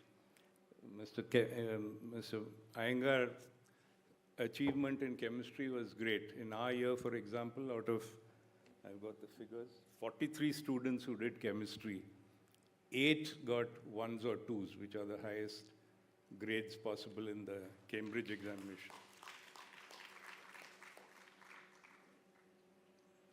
Another example of his large-heartedness was recruiting Mr. McMahon and Mr. Reddy, who were both erstwhile colleagues in Lovedale, into his school. It is not normal to do such a thing because often egos come in the way, and this shows how large-hearted he was in bringing them in and taking them. And I understand that, Mr. Iyengar, you also had an inter-school competition in the name of Mr. McMahon after he passed away. So these are some of the wonderful things that you did. I hope you figured out what WJ meant, for none of us ever knew Mr. WJ McMahon's name. So I'm so happy to be here and see this great gathering and everything that you've achieved in your life. It's really great to be here, and I applaud you and thank you for everything you've done for me and for everybody else here. Thank you very much.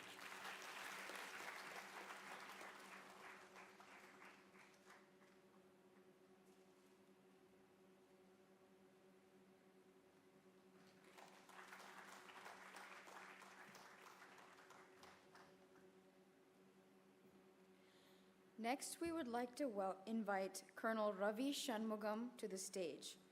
Colonel Shanmugam studied at Lawrence School, Lovedale from 1959 to 1967. My grandfather was his housemaster, and he has regaled us with stories of Colonel Shanmugam's many antics while he was with him. And after Lovedale, Colonel Shanmugam attended college at St. Joseph's College in Bengaluru and received his Bachelor of Arts.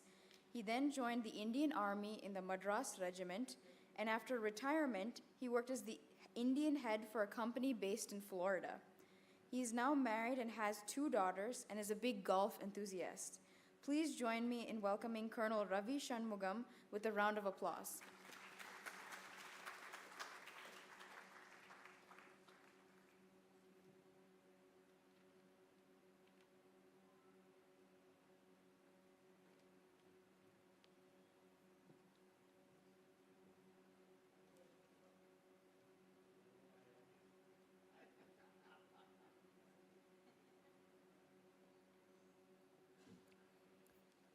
Good morning, ladies and gentlemen, to the elite panel, Mr. Iyengar. I thank Mr. Iyengar for inviting me to say a few words on this rather big occasion, on the release of a book about him. I joined Lawrence School about the same time that Mr. Iyengar joined, in 1959, and was there till I left school in 1967. As a matter of fact, Viju has stolen my thunder by telling you what all our relationship with Mr. Iyengar is. So I will try and put it across in a lighter vein. After at school, he happened to be my housemaster, that is Sumero House. And among the lot who were in senior school with me in Sumero House, I think I would have been one of the naughtiest of the lot. I'll go through my experience with him in a lighter vein, because all the serious stuff has already been said by the speakers before me. There was, on Sundays, as it happens, we were all relaxing in the dormitory with nothing to do. It was raining outside. So we had, you see, from the house to the housemaster's house, emergency bell. And so one of the classmates defied me to press that emergency bell. Actually, where you were supposed to press it only when there's an emergency, and the housemaster will rush out and come to handle the emergency. So while pressing it, somebody distracted me, and I wasn't looking at the door. It was a passageway straight to his door. So I was looking back, and I was caught red-handed with my finger on the emergency button. So he called me and he said, "You wanted to talk to me? Come out." So he made me stand outside his door, and for a good part of 1 hour I was standing there waiting. So then he told me, "I hope you've learned a lesson." So that's one incident that I remember very well. Of course, I was not a very academic person like a lot of you. I was very good at sports, and he certainly encouraged me in that. I excelled in hockey and in pole vault, and after school, went to college. In college also, I did well in both these sports, and in the army as well. I played at a fairly good level, which is called the services level. But one thing I must explain to all of you, because all the speakers before me have talked about the academic angle of Mr. Iyengar's contribution. In school, we have a housemaster system, and I dare say that all the housemasters in Lovedale were a legend in a manner of speaking, and I certainly think Mr. Iyengar was one of them, and we all really looked up to him. And what really strikes out is that you don't realize while you're in school how your personality is shaped. After college, I joined the military academy, and straight away the war broke out between India and Pakistan. As a young second lieutenant, I was pushed into battle. We crossed the border in Gadra Road in Barmer sector, marched 270 kilometers with little food and water in the desert, where it gets bitterly cold at night and scorching heat during the day. We fought the Battle of Nayachor, 67 people dead. But what I want to bring out here is that in school, when you're growing up, you have teachers like Mr. Iyengar and others. They shape your personality. It needs qualities of a man, of a soldier, to perform in this manner. And I dare say this, my guts of facing battle and somehow surviving owes a lot to the school and to the teachers who taught us at that time. We didn't realize at that time, but by the way you interact with the house, the staff and the housemaster, how your personality develops. So this is something I think nobody would have, this aspect nobody else would have covered, because I don't think too many others joined the armed forces. So I thank Mr. Iyengar, and with him all the housemasters and the school staff for having imparted these qualities in a young student, and growing up into a young man to have developed these characters to perform the way you did.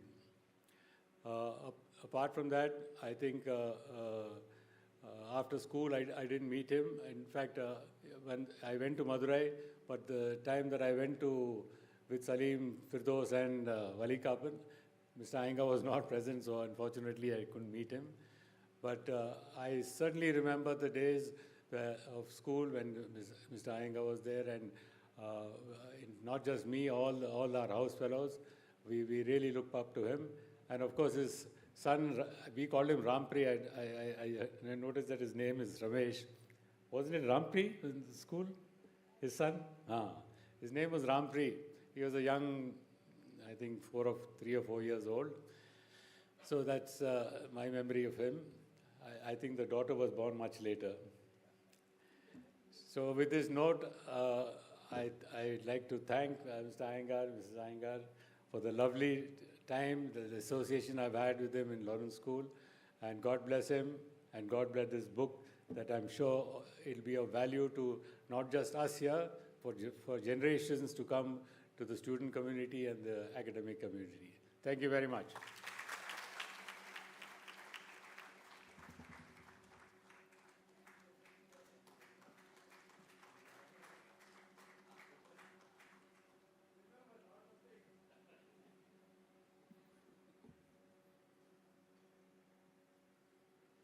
I would like to thank Colonel Ravi Shanmugam for sharing his memories. Thank you, sir. Now we would like to invite Mrs. Nirmala Srinivasan to the dais. Mrs. Nirmala Srinivasan worked for 16 years in Vikasa from 1970, first as a teacher and later as a headmistress of the junior school in Madurai and Koratti.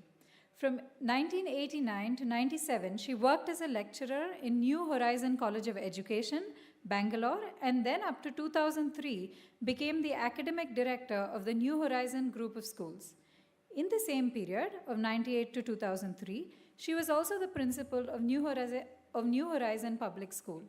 Mrs. Nirmala Srinivasan was adjudged as the best teacher educator by the students of New Horizon College of Education and received a service award from Unnati. She has also published 3 books titled English Composition for Primary Schools. Let us give a warm round of applause for Mrs. Nirmala Srinivasan. I welcome you, ma'am.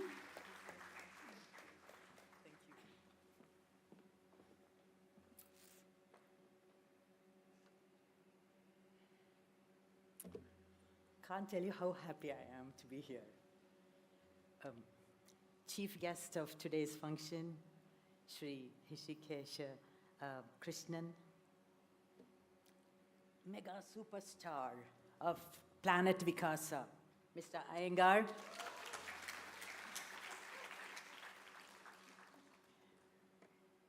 Mrs. Iyengar, Vikasites, teachers of Vikasa, Jeevana school teachers, parents of Vikasa, and ladies and gentlemen.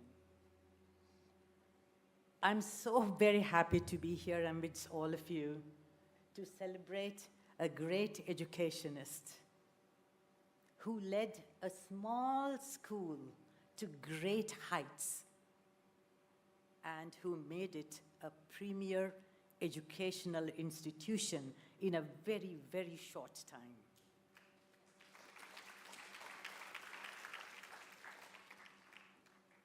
You know, way back in August 1969, no one would have ever dreamt that a little school nestled in the hills of Pasumalai and with just 15 students only would one day grow to become a trailblazer and a game changer called Vikasa.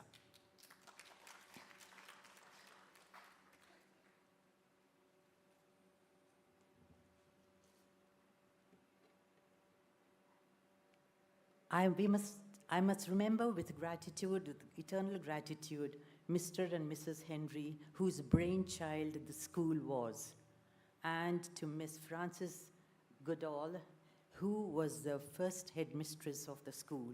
She laid the foundation for the school.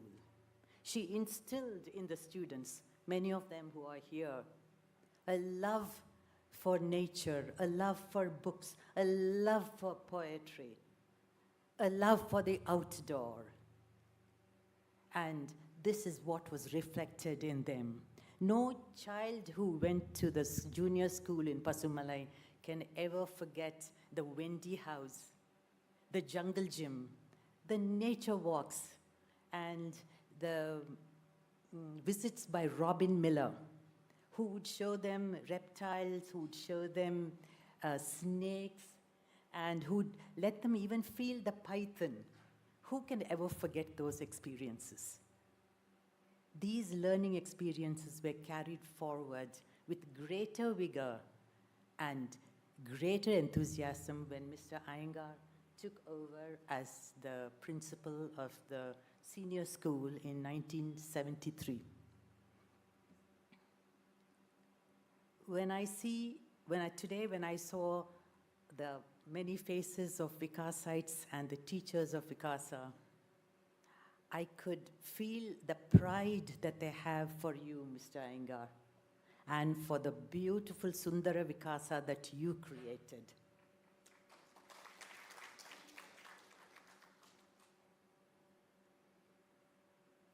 To me, Mr. Iyengar's leadership was a combination of organizational skills, of motivational skills, of skills of collaboration, skills of cooperation. And to me, when I see the way the school was run, I felt that his vision was to provide a continuous learning environment where students could learn and reach their highest potential. And this is what happened in Vikasa. Mr. Iyengar himself was a great school class teacher. Before that, I must tell you, it is when there was one other feeling I had when I saw the Vikasites today. I felt the pride that they had in their hearts for you.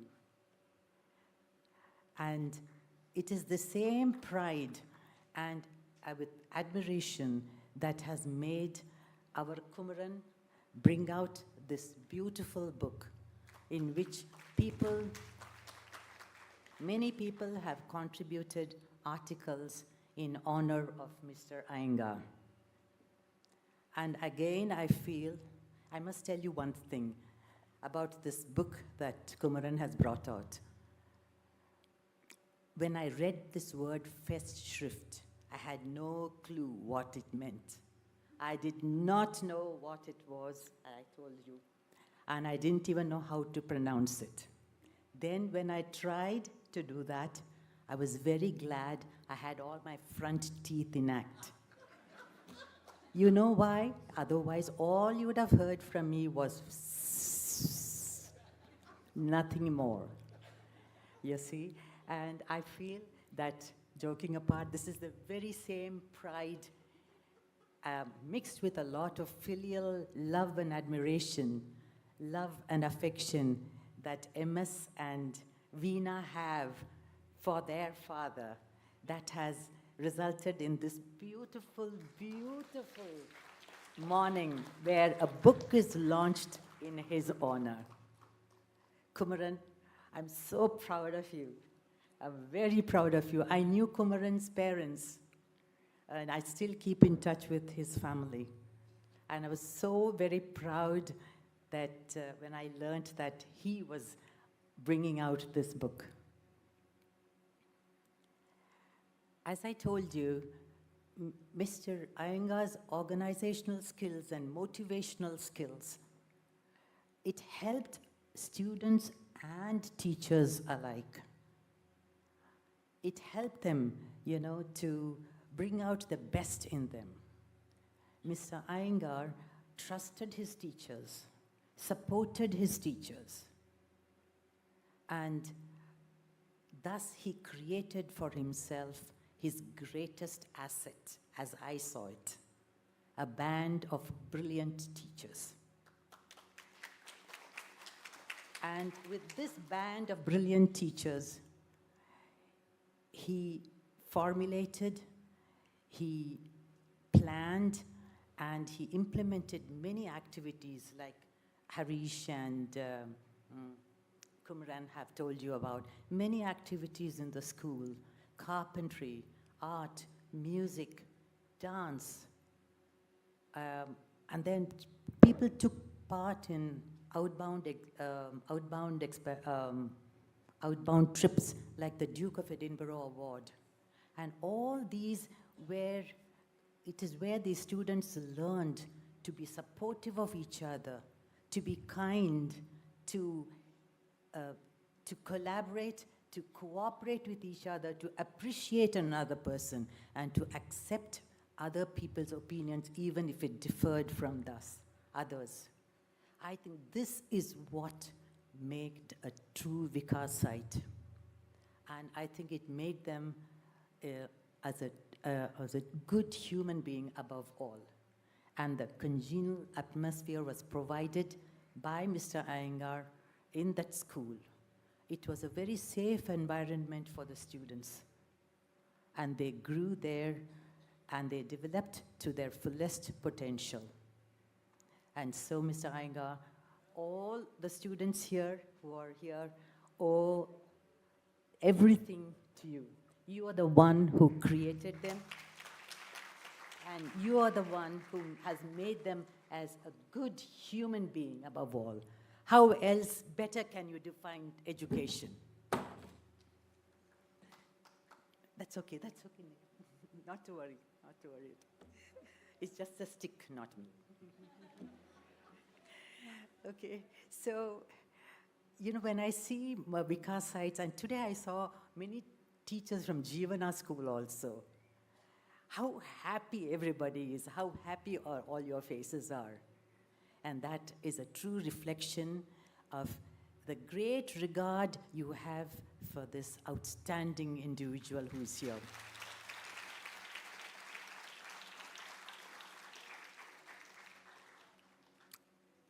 I must not forget to add, Mr. Iyengar was very fortunate to have the support of a very strong vice principal. Yes, Vikasa had a vice principal.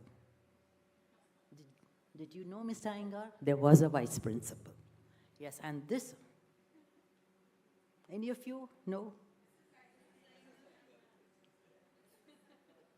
Okay. Some of them know already who that person is. But for those who don't know, this person this vice principal opened her heart and her house for the students of Vikasa, so that they could have their lessons there. Students could go in and out of her house. And she herself taught music. And there was this music maestro, T.N. Seshagopalan, who also taught music to our students. So there you are. And I have also seen Mr. Iyengar drop in at this vice principal's house, once or twice for a cup of tea or for a bite of something to eat when he was hungry. You wonder why? Because he didn't live here. He lived in the school. His life was the school. And that is the Sundara Vikasa that he created. Okay, so Mr. and Mrs. Iyengar, the impact that you have had on all of us, on all of these people who are gathered here, parents, children, students, and people like me here who worked there in the school, is just superb, magnificent. Okay, so all of us celebrate you, and all of us celebrate you with a full heart, very happy. So I want to do something for him. Okay, you've all been applauding, right? Okay, we are going to do something different. Okay, I'll stand here. Okay, so we are going to say, okay, I'll say do this. And after that, you'll have to say first, Jai to Mr. and Mrs. Iyengar. Okay, learn those words, very important. Okay, the next one, J to Kumaran, who's brought out this beautiful book. And third, J to Sundara Vikasa. Got it? First one was J to Mr. and Mrs. Iyengar. Second, J to Kumaran. Third, J to our Sundara Vikasa. Okay? Right. Ready? Ready? What? J to Jivana. J to Jivana. Okay, right. Four things. Four things. Good. You all got it. Right. Right now. Ready now. You want to stand so that you'll be full-throated? Come. Stand. Not you, not you people. Oh, please. You please. Parents, please, you can sit. It's only for my students here and for all my colleagues. And okay, right then. How happy I am when I see this Veena and all these students here. Okay. I'll do 1, 2. Okay, ready? Okay. Jai to Mr. Iyengar. Jai to Kumaran. Jai to Sundara Vikasa. Jai to Jivana. Jai!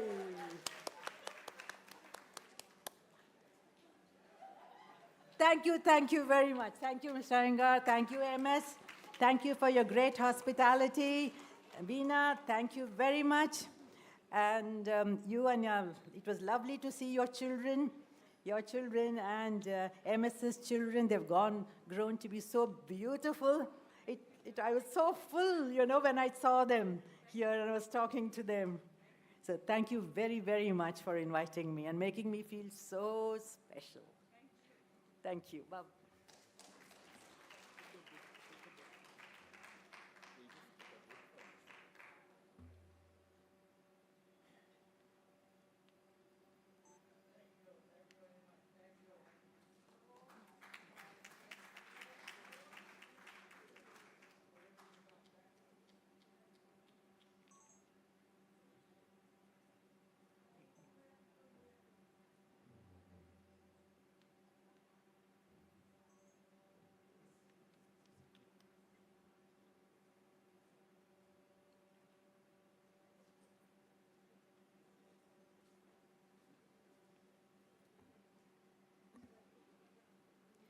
I thank Mrs. Nirmala Srinivasan for sharing so many fond memories with us. Next, we would like to invite Mr. A. Sudhakaran onto the dais. Mr. Sudhakaran graduated from American College, Madurai, and completed his post-graduation and MPhil in English Literature from Tyagaraja Arts College and Masters of Education from Annamalai University. He gave up his government job in order to join Vikasa as a teacher in 1981.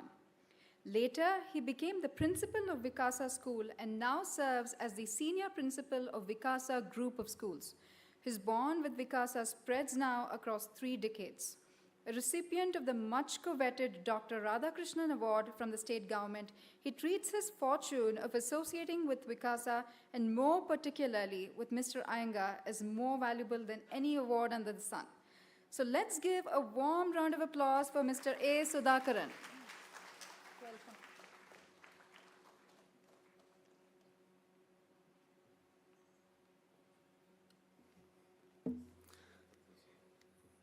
Esteemed Chief Guest, Dr. Rishikesh Sri Krishna, Harish Kumaran, legendary stalwart and towering personality in education, my godfather, Mr. Iyengar, Mrs. Iyengar, esteemed members of the audience, I wish you all a pleasant afternoon. At the outset, let me express my heartiest appreciation to Ramesh and Veena and their families for having enabled all of us to meet Mr. and Mrs. Iyengar in this wonderful, unforgettable moment of glory and celebration. Let's give both these families, Ramesh and Veena's families, a big round of applause.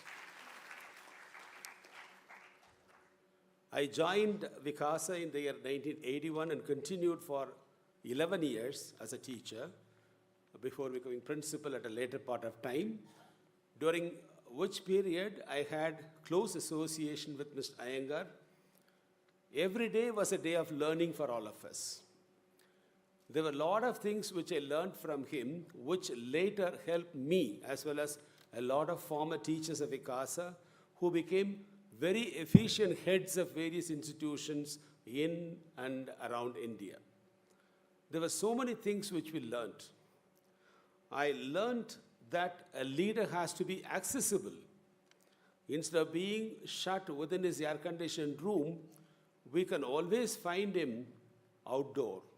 He would be available wherever you want to see him. On the swing, in the garden, or in the staff room when all of us used to have a cup of tea. He also introduced an interesting concept called coffee time meeting. Every morning he would be there to share whatever he would like to share with us. A leader has to be accessible. He believed in giving freedom to everybody. He believed in a free atmosphere where the child learns without fear, because the saying goes, where there is fear, there cannot be effective learning. So that is what I would say really helped them to become very highly knowledgeable personalities when they grew up. He taught me how to appreciate. He would never hesitate to say a word of appreciation. He would send an appreciation note from the principal's chamber. Very often, teachers would get an appreciation note for whatever little things we do. Once I got an appreciation in the assembly. He was presiding over the assembly and delivering a speech when he said, there is a teacher here who happened to see a student who did not wish him. So he stopped and told the student to wish him. And the student wished him, and then he moved. It is a small incident, but through this, the teacher has made the child that expression of respect through a wish is a must. Like this, he appreciated, without mentioning the names, both the student and myself. The importance he gave to a minor incident like that. So all those things I remember. So he taught all of us how to have trust in the efficiency of others. He never underestimated anybody. He always believed. I remember one fine morning when children were getting ready to leave for the Duke of Edinburgh Award expedition, the sky was overcast and the weather was inclement. Parents expressed a doubt whether the expedition should still be undertaken because the weather is not favorable. So there was a small kind of hue and cry, early morning, 5 o'clock. So there was an office assistant called Thirumalai, who is still in service with Jeevana. He said, all of you wait, I'll go and check with Mr. Iyengar and come back. So he went to the principal's quarters, which was also within the school, knocked at the door, woke him up, look at the freedom he had given his the colleagues. He verified with him and came back. What is more interesting is the reply which he came and gave. He said, Mr. Iyengar asked who are the teachers who are going. And I said the names of the teachers. And Mr. Iyengar said, if those teachers are going, nothing to worry, they will take care of everything. So what an amount of confidence he had in the teachers. That gave confidence to the parents as well, and then we took out that expedition successfully. He taught us to be fair-minded. I remember an occasion when one of the students those days, called Venu Gopal, I would very proudly mention his name because he is a celebrated cine artist in Telugu industry today. He was very naughty, as many of the Vikasites chose to be. And once he chose to stay in the library and send word to me through a friend of mine that he's not coming to the class, which I didn't allow. I thought it is too much. So after the class, I went to Mr. Iyengar and said, this is what happened. And he said, yes, it is very bad. He has to be punished. And what do you want me to do? He asked. I said he must be given a severe punishment so that others would not do that later. He said, what you suggest? Just like that, I blurted out, we'll suspend him. He said, go ahead and do it. So we suspended him for a day. So the freedom he gives the teachers, and the lesson I learned from him that he has to be fair-minded in teaching everything. And in fact, his father, Venugopal's father, is a very close friend of Mr. Iyengar, a professor of mine too. So be fair-minded. When there is something to be checked, when there is something to be questioned, do not hesitate to do that. That kind of freedom we learned from him. We learned from him how to punish without pain. Like one of the speakers said, one very interesting punishment Mr. Iyengar used to give is to call the student to his room and ask him to stand in the room facing the wall. Very interesting. How long can you face the wall? So it's a punishment. The child is taken away from the class, he cannot attend the class, he cannot be with his company, the company of the classmates. So a seclusion. So a punishment without pain. We learned from him how to chide, how to express disapproval without showing anger. When he wants to say something which he did not approve, he would say that so pleasantly. I would like to dramatize. He would say, Mr. Sudhakar, I did not ask you to go to the mills and meet the personal manager, did I? With a broad smile. I would be standing almost shuddering. Did I? Did I tell you to meet the personal manager? I don't think so. Any other principal would have said, how dare you went to the mill and met the personal manager without my permission? Give an explanation. But he could make you regret and shed tears without using a single offensive word in the least sense. So that would have a more long-lasting effect. You would realize, see, instead of responding to a word of chide, you would realize, yes, what I did was wrong. What I did could not be approved. So that way, you could express his disapproval without being offensive. He taught all of us to hold ourselves in high self-esteem. I remember a staff meeting once when he said, teachers, tomorrow, he never said teachers, he always said colleagues. Colleagues, tomorrow we are getting the managing director of Mother Accords who comes from Scotland, and you are all invited for a dinner tomorrow at the club at Kochadai, and he would like to interact with you. Please interact freely. And one thing, remember, he is just a gentleman. You don't have to have any reservations like he is a very high person with a lot of respect and all that. Don't call him sir, call him by name Mr. Pratt. Look at the kind of, say, encouragement he gives. Hold yourself in high esteem. Don't address anyone with the word sir, with a sense of slavish servitude. Say Mr. Pratt and speak. I remember that even today.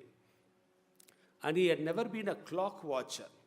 He had never been kind of going around to physically monitor. He had the extraordinary power of monitoring the entire school without having to go around, stand outside the classrooms, keep watching. So that is the kind of, say, discipline he had created in all of us. We never required a supervisor. Every one of us realized our responsibility, and we knew that the quality time should be properly handled and the effective teaching learning should go on without any interruption. So the whole school functioned so beautifully. As Mrs. Nirmala Srinivasan mentioned, the school was full of activities. The Duke of Edinburgh expeditions, one could never forget. We are so grateful to Mr. and Mrs. Iyengar for having helped Madurai to have a legendary institution called Vikasa.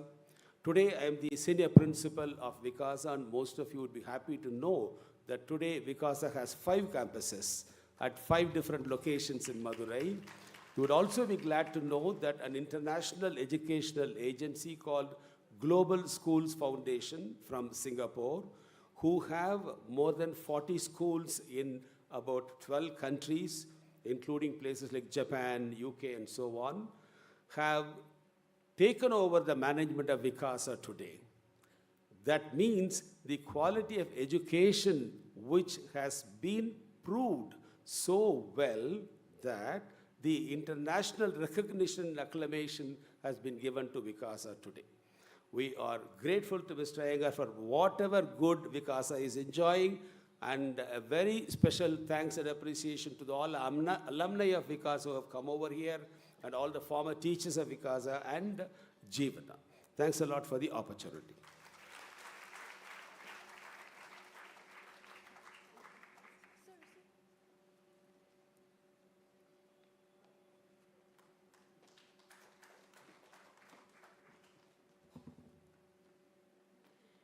I would like to thank Mr. Sudhakaran for his lovely speech and for those very accurate expressions of my grandfather. He mimicked my grandfather very well. Next, we would like to invite Dr. Ramesh Dorairajan, my grandfather's former Vikasa student, to the stage. He is part of Vikasa's ICSE batch of 1977, which is actually the first graduating batch of Vikasa. He is an alumni of Madras Medical College and Shankara Netralaya, and currently, Dr. Ramesh Dorairajan is the director of the Sundar Eye Hospital in Chennai and the secretary of the Madras City Ophthalmic Association. In addition, my grandfather added that he does a lot of service for the poor and disadvantaged people in his area. Please join me in welcoming Mr. Dorairajan.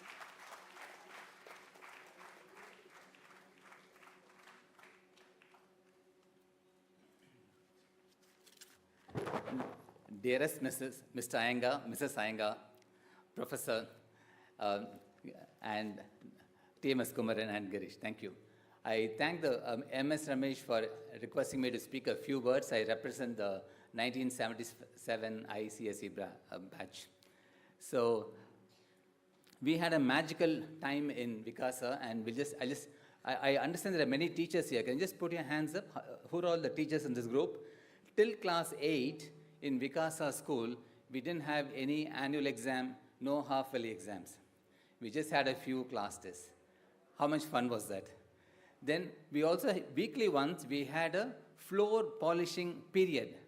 So we were a boisterous bunch of 7th standard, 6th standard children. Once a week, we'd be given lots of cotton waste and sticky floor polish, and we used to polish the corridor. I even can remember MS Ramesh being pushed along. Once it gets, we'll finish polishing in a few minutes and then we'll start playing. But we had so much fun and caused so much mayhem. I think the junior batches did not have a chance to have this kind of fun. Vikasa school, when they needed books for the library, they'll send a few of us classmates to the local Higginbotham's branch. And the students will buy whatever books they want, put it in a basket, and the school will pick up the tab. The school also treated us as equals. When a new teacher wanted to join, they will actually take a model class for us, and the senior batch will be asked. Ms. Iyengar will come back and ask us, were your questions explained? Did they teach well? Would you like him to continue, join us as a teacher?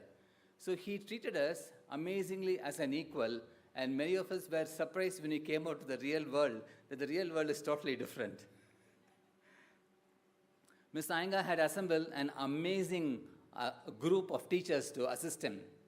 And like he was a great inspiration for us. I think he inspired them because many of them left to start their own extremely successful schools. Life throws many challenges at us, and we have to tread many paths. Some of these paths will lead to fame and to fortune and to glory, while other paths will lead to existential crises. So when I look at my friends who have faced severe crises, I find that they've always taken the honest, the difficult, and the noble path. None of my friends and close friends and associates from Vikasa have ever taken the easy path or a convenient path or an ignoble path. This character was built both by our parents and by our school, and our school was Mr. Iyengar's brainchild. So we all share that bond. Even when I meet them 40, 50 years later, I have a level of trust because I know where we came from, and I know what we are. This is the way we are bringing up our own children. The legacy lives on. All of us are treating our children in a way which is different from, I think, the average parent treats them. Mr. Iyengar has always been very calm and very cheerful. Looking back, he was extraordinarily capable and extremely brilliant. But to us, he was also a father figure and a friend. Our parents were very, very busy. In a school meet or in a PTA, when my father once was asked by somebody else's father, which class are your children in, my dad didn't know. Parents didn't know which class their sons were. That was normal in 1972, 73, but we had Mr. Iyengar at school, who was our friend as well as a teacher. So we had a magical childhood in Vikasa, and till the end of our days, we'll always remember him. Thank you so much, sir. And I hope that we'll all gather together and meet him on a centenary birthday celebration also. Thank you.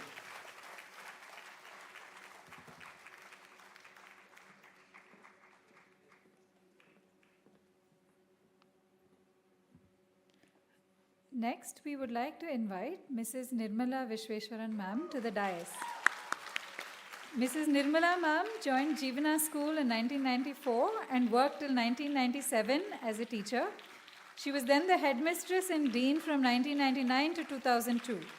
After a brief stint in the Gulf, she became the principal of Jeevana School in 2004 and retired in the year 2022.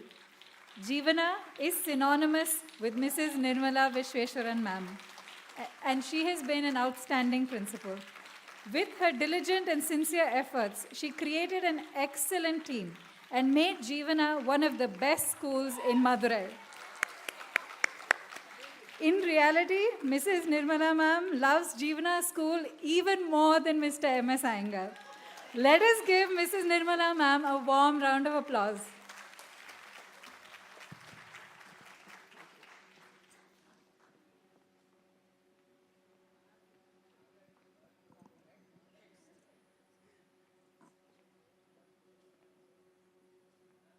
Hey people, welcome back to the classroom. All of us have been students once. And believe me, today it has been like a school. When Dr. Ramesh said whether I could speak a few words, and then I saw the list, I said, Dr. Ramesh, so many people speaking. It so happens that after some time, everybody stops listening. If we are going to have just speeches and speeches and speeches, nobody listens. I got a typical Dr. Ramesh Sundaram reply. He said, don't worry, they will listen to you. And Dr. Ramesh, my 5 minutes starts just now. Dear all, good afternoon. I read just a few days back, what you get by achieving your goals is not as important as what you become in achieving your goals. I come again. This is applicable for anybody and everybody in life. What you get by achieving your goals is not as important as what you become in achieving your goals. And this is perhaps the best lesson I learned from the chairman. Let me share a tiny little story with you. There was a sannyasi bhakta, Nanjiyar. Nanjiyar had a small idol of Nartana Krishna in his home. I'm sure all of you have seen the picture of Nartana Krishna. This is little Krishna with butter in one hand, one arm raised and one leg raised in the dancing posture. Once he had a visitor who gave him some gold. So Nanjiyar said, I am a sannyasi, what am I going to do with this gold? Then he said, yes. He made a small anklet for the feet that is risen. And he adorned the Lord with it. It looked so pretty, he was overwhelmed. And he said, Lord, you're looking so sweet. I am going to give you a new name. And he said, hereafter, I will call you Salangai Aragiyar. Salangai means, you know, the anklet, the ghungru. And Aragiyar, one who looks very pretty because he is wearing the shalangai. The next morning, early in the morning, there was a loud thump at the front door. Somebody had come knocking, literally breaking the door down. So Nanjiyar got up and he said, what's happening? Why are you breaking down the door? He saw a gentleman who was a rich man who stayed 3 or 4 houses away. He said, oh, please open the door and call that boy out. Nanjiyar said, which boy? The rich man said, oh, this little boy who had been coming in my dream throughout the night, and he wouldn't allow me to sleep. He kept asking me for Nagaparam, Navaparam. You know, we call this jamun. Yes. We sometimes call it the Indian blackberry, Java plum, all that. Yeah. So this little boy would not allow me to sleep, and he kept asking me to give him Navaparam. Nanjiyar said, there must be some mistake. Maybe it is one of the boys from one of the neighboring houses. Why don't you just go and find out? Did you ask him for his name? The rich man said, of course I did.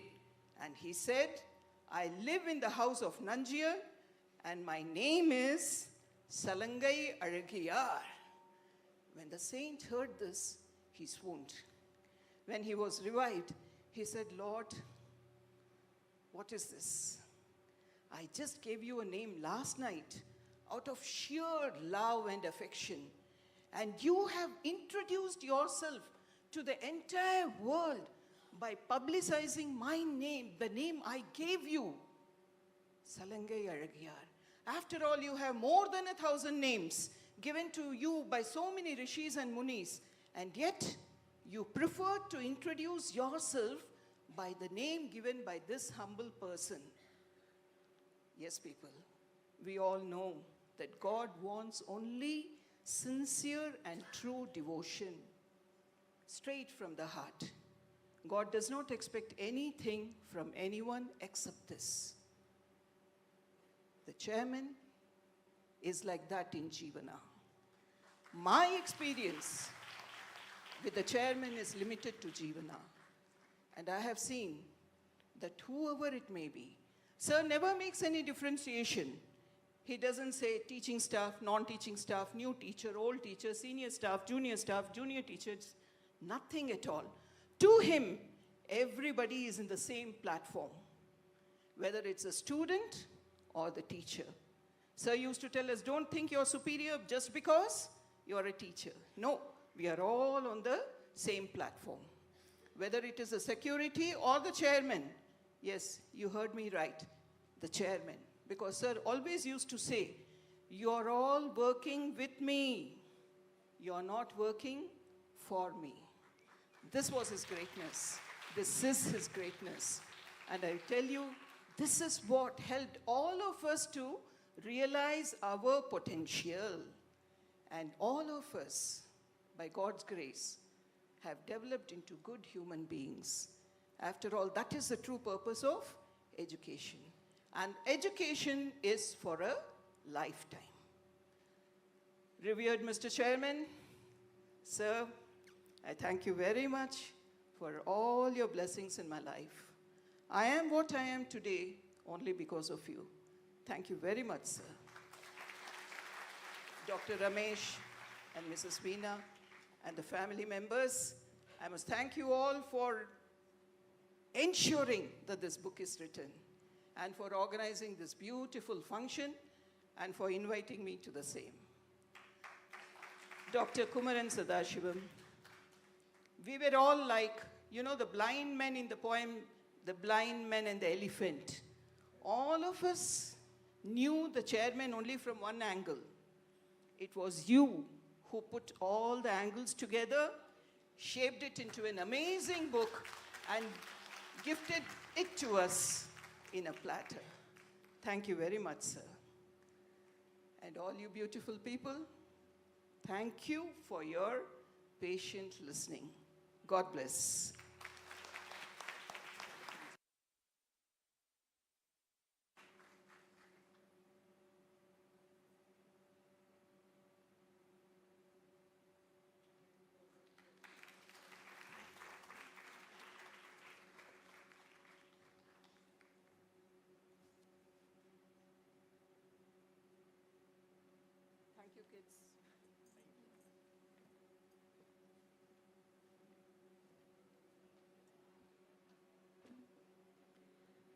Thank you, Nirmala ma'am, for sharing so many fond memories with us. Next, we would like to invite Mr. Gunasheelan to the stage. Mr. Gunasheelan started his career as a physical education teacher and climbed the rungs of the academic ladder and became VP, principal, senior principal, and director of various institutions.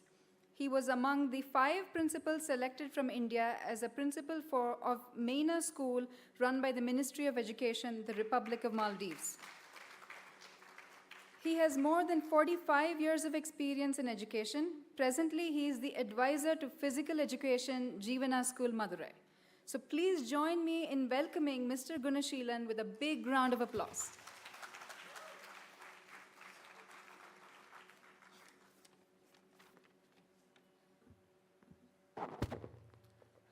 Revered Mahaguru Sriman M.S. Iyengar, Mrs. Iyengar, Chief Guest Mr. Rishikesha T. Krishnan,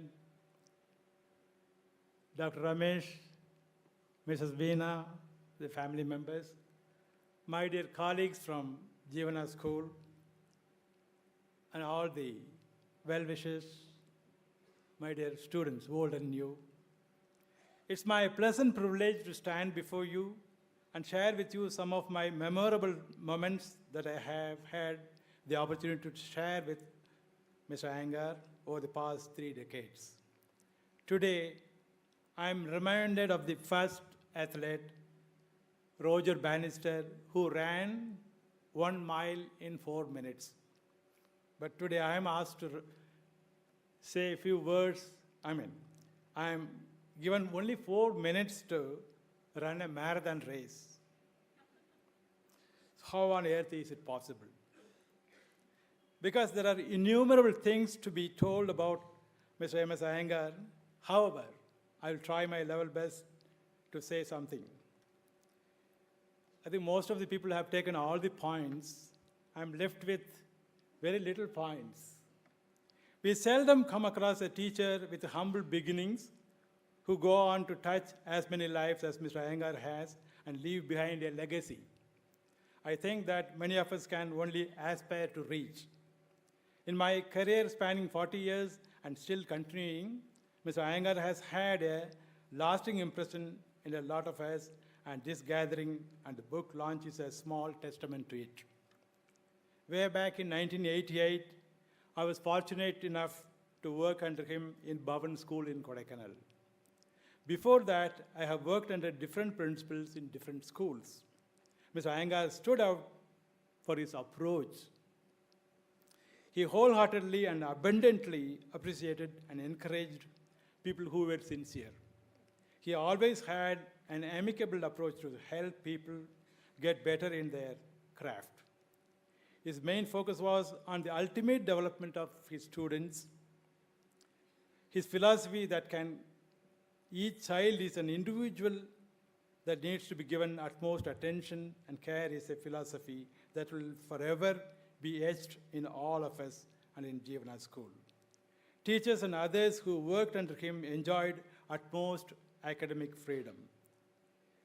His engagement with teachers, parents, and children has always been dignified, respectful, and kind. In Madurai region, he is known as the doyen of education. He brought to Madurai many concepts followed in hill station schools, such as the prefect system, enriching extracurricular activities, etc. In addition to this, he was the mentor for many principals and teachers. He was able to replicate many of his skills to those principals. I can proudly say that I was one among those principals. I imbibed many of his administrative skills from 1988. Later, he made me the vice principal, and director of his own school in Madurai. Though I have learned only a fragment of his total skills, he was so great to make me the principal of his school. I learned many administrative skills from him. whenever we have to say no to parents, teachers, or even students, we have to say with a smile. I think already Mr. Sudhakar has touched this point. He has stolen this point already. This I learned from him. This technique helped me when I worked in various schools to face the aggressive parents. So they came aggressively into my office. When I convinced them with a smile and said no, they went out with a smile. Okay, so this skill I have learned from him. And then Mrs. Iyengar, I have to mention about Mrs. Iyengar. This is a rare school. If a newcomer comes, they will not be able to find this school. Only trees, trees, and trees. So when they go inside, there will be buildings. So it's a school in the midst of woods. Okay, and then the credit goes to Mrs. Iyengar. And she spent years and years together to grow those trees and plants. And a couple of months before, I mentioned to Dr. Ramesh, there is a protruding root very near the merry-go-round. So not to worry about this is NPI, Nature's Positive Impediment. Let it be there, I said. And he was a little worried, and then I took him. First I sent a video, and then I took him personally and showed him. See, for the past several years I have been observing, not even a single child tumbled over that and fallen. It is because Mr. Iyengar prays every day for at least an hour. So that prayer is there with us, and then we have not met any untoward incidents in this play field. Okay, so we are all great to have such a great personality, and I am very much delighted to be with you in this occasion. Long live the dawn of education, Mr. M.S. Iyengar. Thank you very much. Thank you very much.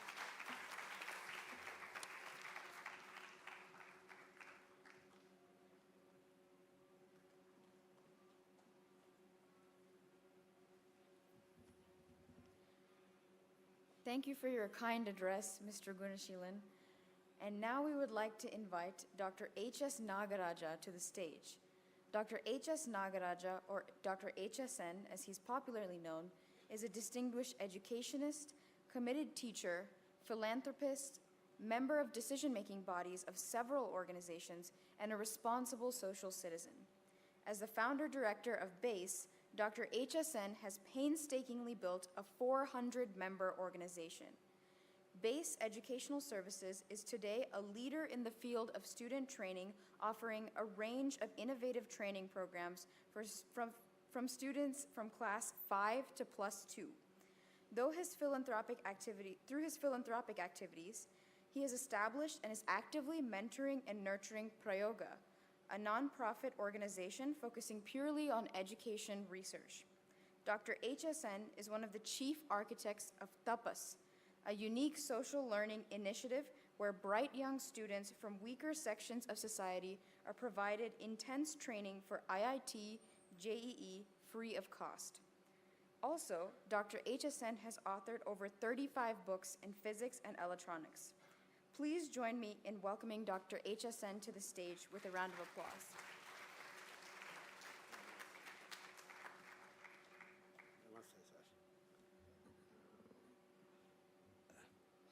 I know I'm the only odd man out here. All are Ms. Iyengar students, colleagues, and probably people who have been lucky to have been associated with him for a very long period, particularly students in their formative years. I think I only get more and more envious of all of you for having been with him for a long time. I think he deserves a great applause for changing lives of so many who are directly here, but I think it should be 100 times or several hundred times who have been what they are today in their achievement because of teachers like Ms. Iyengar. I am lucky, I am blessed for being told today to speak a few words. In fact, it would be an antithesis to talk anything now. Having heard so many people talk all the experiences, I am only someone who has traveled only a short time with him. When I was working with bass, Mr. Iyengar came in touch with me. I don't know whether I went to him or he came to me, I don't remember. But it is a great blessing because our memories have been so strong, so deeply attached. And my respect for him is for a lifetime. And I pray that my association with him has been so much because of his goodness. He has lived not for himself. My little learning over those 4 or 5 years of association, I would like to say, my association with him has benefited me much more than what I thought I could do for the juvenile school at Madurai. He has lived for the cause of education. There are any number of teachers, any number of professionals in every walk of life, be it a lawyer, be it an engineer, be it a scientist, but there's always a small class of people who live for a cause, who live and grow the profession. They contribute to the profession. Iyengar is one such distinguished person who has lived a life of education, upliftment, or change. When Mr. Iyengar started his career, much older to me, I'm not competent to really give accolades. I'm only humbled that I could know him. Those were days when a lot of restrictions were there, lot of limitations were there in terms of facilities, in terms of what they could do for students. But it's an open mind that and understanding of the children that could help evolve children to be their full capability. I have seen in my short period that the children there enjoyed full freedom and affection and love of Mr. Iyengar.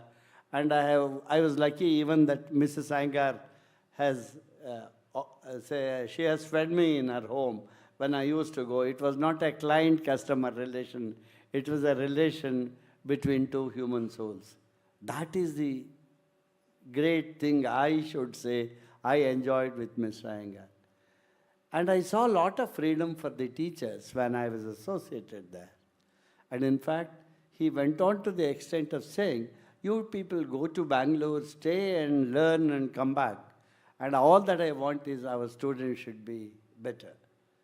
When it came to a question of small number of students taking some facility for some of these courses, I was worried, sir, it doesn't work out for you. You are losing money.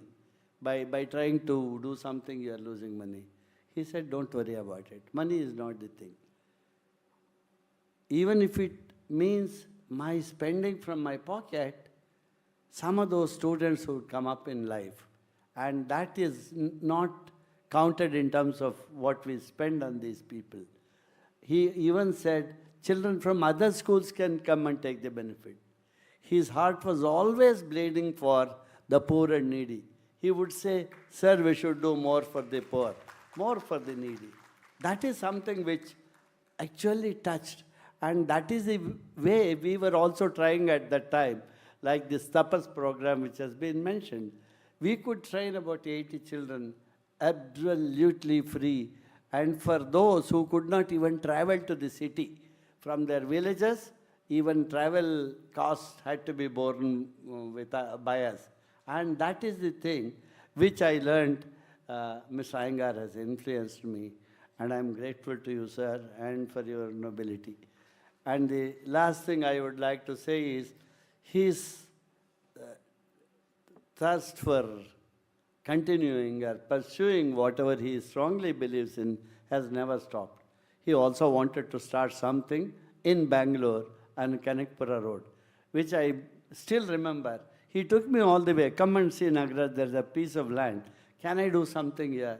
Should I do something for children around Bangalore? So his boundaries were not restricted. From anywhere, wherever he could do something, he always wanted to work for the particularly poor and needy, and the best of education available at that time was his dream. I think I can only say I am one of those lucky people. All of you are either his students or colleagues or close relatives. I'm lucky to be in that list, and I once again thank you very much, sir.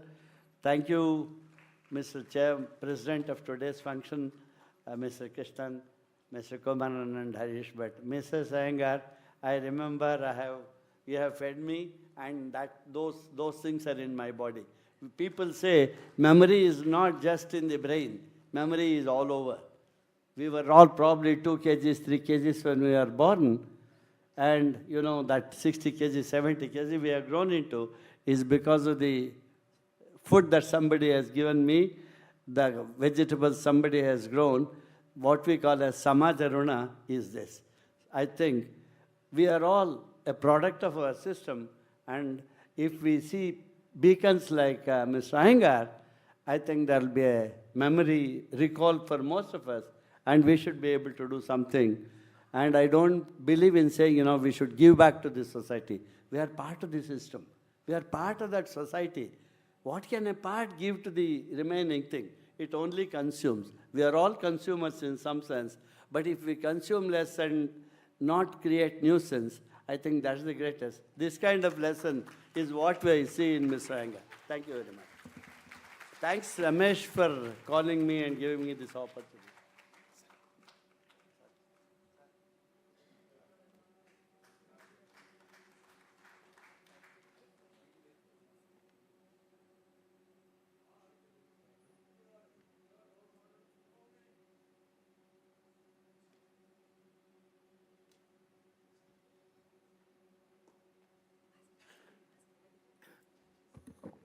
Okay, we have running out of time. Can I request the next speakers to kindly keep it to bare minimum because Professor also has to go for another engagement. So remaining speakers, kindly keep it to your whatever barest minimum you want to say. Thank you. Because we still have to hear Mr. Iyengar. I would like to introduce a very special person from my grandfather's childhood, Mr. Govind Prasad. When my grandfather finished his high school and needed to go for his college education, Mr. Govind Prasad's father, Professor Yamanachar, welcomed him to his house and took care of my grandfather until he completed his undergraduate studies. Mr. Govind Prasad has been a teacher of mathematics since 1964. In the early part of his career, he taught at the Blue Mountain School, Ooty, the Scindia School, Gwalior, and the Lawrence School, Lovedale, where he was a colleague of my grandfather. Later, he worked with the Ministry of Education in Nigeria, where he taught in the Teachers College and Advanced Teachers College. Let us give him a warm round of applause. I welcome you, sir.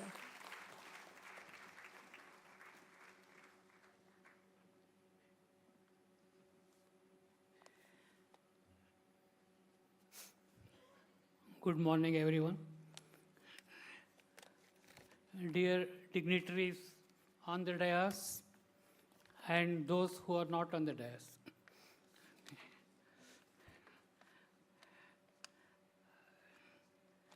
See, first of all, I would like to use the moniker for MS Iyengar, which is Sundara. He is like a member of my family. So I won't call him MS Iyengar anymore because we don't call our brothers and sisters with initials. So I'll call him as Sundara. And as some of the speakers said, Sundara Vikasa. See, he has the Sundara Vikasa and also he has a Sundara Jivana. So Sundara, I find, is the correct word for him, correct name for him. And it is quite an arduous task to talk about a person in 4 minutes about whom there is a whole book. So, but still, I'll try.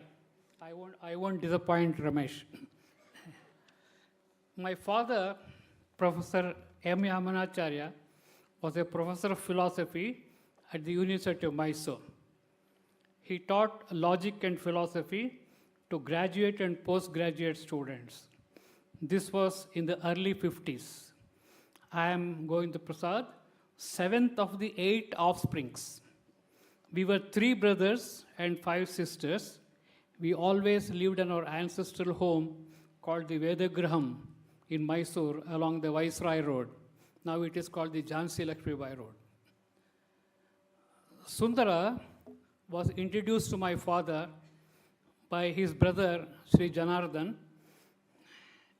and Janardhan was my father's student. I think Sundara was around 16 and he was in the 11th standard. From then on, we were not 3 brothers and 5 sisters, we were 4 brothers and 5 sisters. Among many things I remember about him is the time when he went to Madanur during school holidays. We were looking forward to it because when he came back, he brought a lot of goodies like chekli, kodpada and tengol. They were all homemade and we relished and loved them. His rise in life is the proverbial rags to riches, but he has maintained his simplicity, composure at all these stages. Sukha dukkhe samay krutva labha labho jayo jaya. Treating alike pain and pleasure, gain and loss, victory and defeat, and he has been always in the same. The Sundara of Ramakrishna Ashram is the same Sundara as a founder of a well-known, established and renowned school in Madurai. He is known for his quiet and unobtrusive efficiency. Sundara was just another son for my father, and for us, he was a brother. He used to share all household chores, and he never felt it was below his dignity. He joined us naturally wherever we went. We went to Hassan with my father, who was the superintendent of the intermediate college. So he was with us. He was always with us. Naturally, he was a member of our family.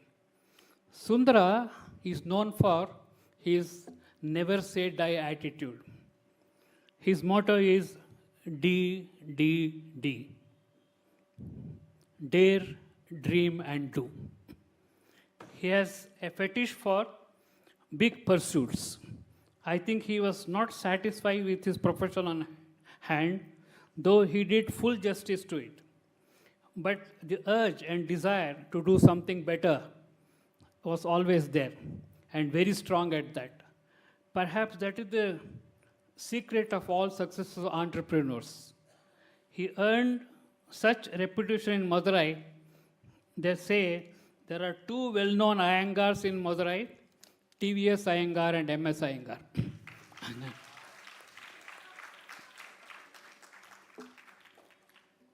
One incident, because you all spoken about his achievements as a teacher, principal, administrator, all that.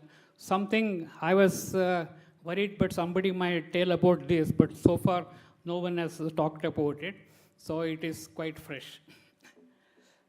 One incident has left an indelible impact on me. This I narrate as a paradigm of his resilience. As teens, we were keen on exercising during in the free time using the parallel bar. Of course, we could not afford the steel one, so what we had was a bamboo pole we had. So which one? One part of us, one end was on the compound of a neighbor, which we separated our house and their house, and the other end was on our jackfruit tree. Okay, so we tied, so at about 6 feet from the ground, and we always did the exercises, that rolling and twisting and somersaulting and all that. So Sundara also was doing that. On one fateful day, he lost his grip on the bar and fell down. and his right hand was caught under his body, and there was a fracture. We were all still very young. We didn't know what. Then we took him to a jetty hospital in Sitavilas Chowdhury. So jetties are wrestlers who practice bone setting also. We took him there instead of taking him to a proper hospital. Then the jetty made a mess of it, and he ended with a permanent disarmed right wrist. Now, this may look sort of a very simple thing, but the important thing is he had his BSc exams in a few weeks or a few months' time. You know what he did? He started writing with his left hand, practiced with his left hand, and wrote his BSc exam with his left hand and passed. So that is his determination. Sundara, you are great. After his graduation, my father got him a job in Ramakrishna Ashram. He used to sing the bhajans, which he learned in the ashram. So we also used to join and sing. Then he continued staying with us. Then he got a job in Lawrence School, Lovedale. And then he was there. But in Lawrence School, Lovedale, as many of you have already told, he was an excellent teacher, a housemaster, and a go-to guy for all the headmasters. They were all they used to go for any suggestion to Sundara. And his fetish for higher pursuits manifested, and he went to the US to do his MS. I did not elaborate on the hassles of getting this, going to US with all the finances, most important. So getting the funds, then getting the recognition by university, permission from the university, going there and living in a completely alien atmosphere. Okay, so he did all that and passed his MS from Connecticut, and then on he was MS Iyengar MS. Sundara has been a great help to us. See, he has been in times of need, he has always been helped. I am personally indebted to him, and one important thing is I am very indebted to him because he is practically my mentor. He was so influential in Ooty. He knew the principal of the Blue Mountain School, so he recommended. So I got my first job as a teacher in the Blue Mountain School. From there, because of his influence, I got there. From there, and that was my sort of a jumping board for future. And from there, I went to Scindia School, Gwalior. But still, I tried to get into Lawrence School, Lovedale. In fact, he recommended me to meet, I think either Mr. Thomas or K. Thomas was there. So I went there. But the principal of Blue Mountain School put a spoke in the wheel. So I didn't get it, though Sundara tried. But then I went to Scindia School, Gwalior. I was there for 7 years. And my father passed away. So I wanted to be near Mysore. Then I told Sundara, he recommended and got me into the Lawrence School, Lovedale. So I got into Lovedale. Then it was, I was there for, and then of course from there he went to Vikasa and Jeevana and all that. So Sundara belongs to a rare specimen of human beings who do not forget the rung of the ladder that they have used to climb.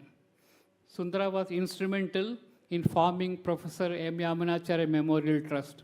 I do not hesitate to say he is more a son to Yamunacharya than us. Thank you very much. One small thing, My sister, my late sister, Prafulla, had this to say. She said, I am the third daughter of Professor Yamunacharya. I wish to say a few words about Sundara from the bottom of my heart. Sundara is like one of my brothers. We grew up together in Vedagraham. He was like a right hand to my mother.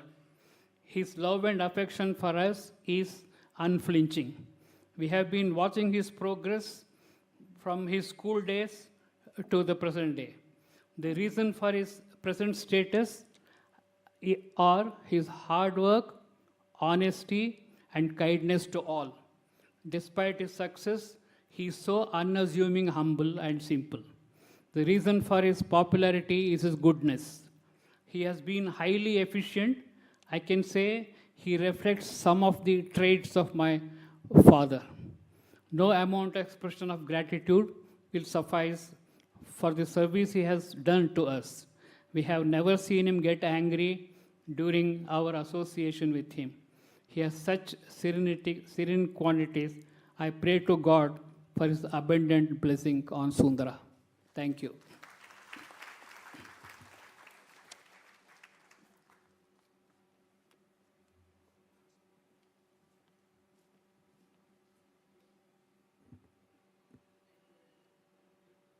Now, I would like to invite our last speaker, Mr. H.R. Kasturi Rangan, to the stage. Shri H.R. Kasturi Rangan started his career in the police department as the Deputy Superintendent of Police. He rose to the rank of Commissioner of Police, Mysore, and finally retired as the Inspector General of Police. In recognition of his outstanding service, he has been bestowed with many awards. I'm listing a few of them here. He was conferred with the Chief Minister's Gold Medal in 1983, the President's Police Award for Meritorious Service in 1998, and the President's Police Award for Distinguished Service in 1999. So please welcome, sir.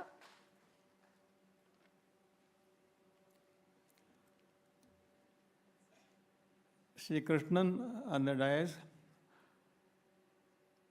Shri Bhatt, Mr. Kumaran, and various distinguished speakers who have spoken about Mr. Iyengar and the institution. I would like to talk to you in Kannada, which is more familiar to me.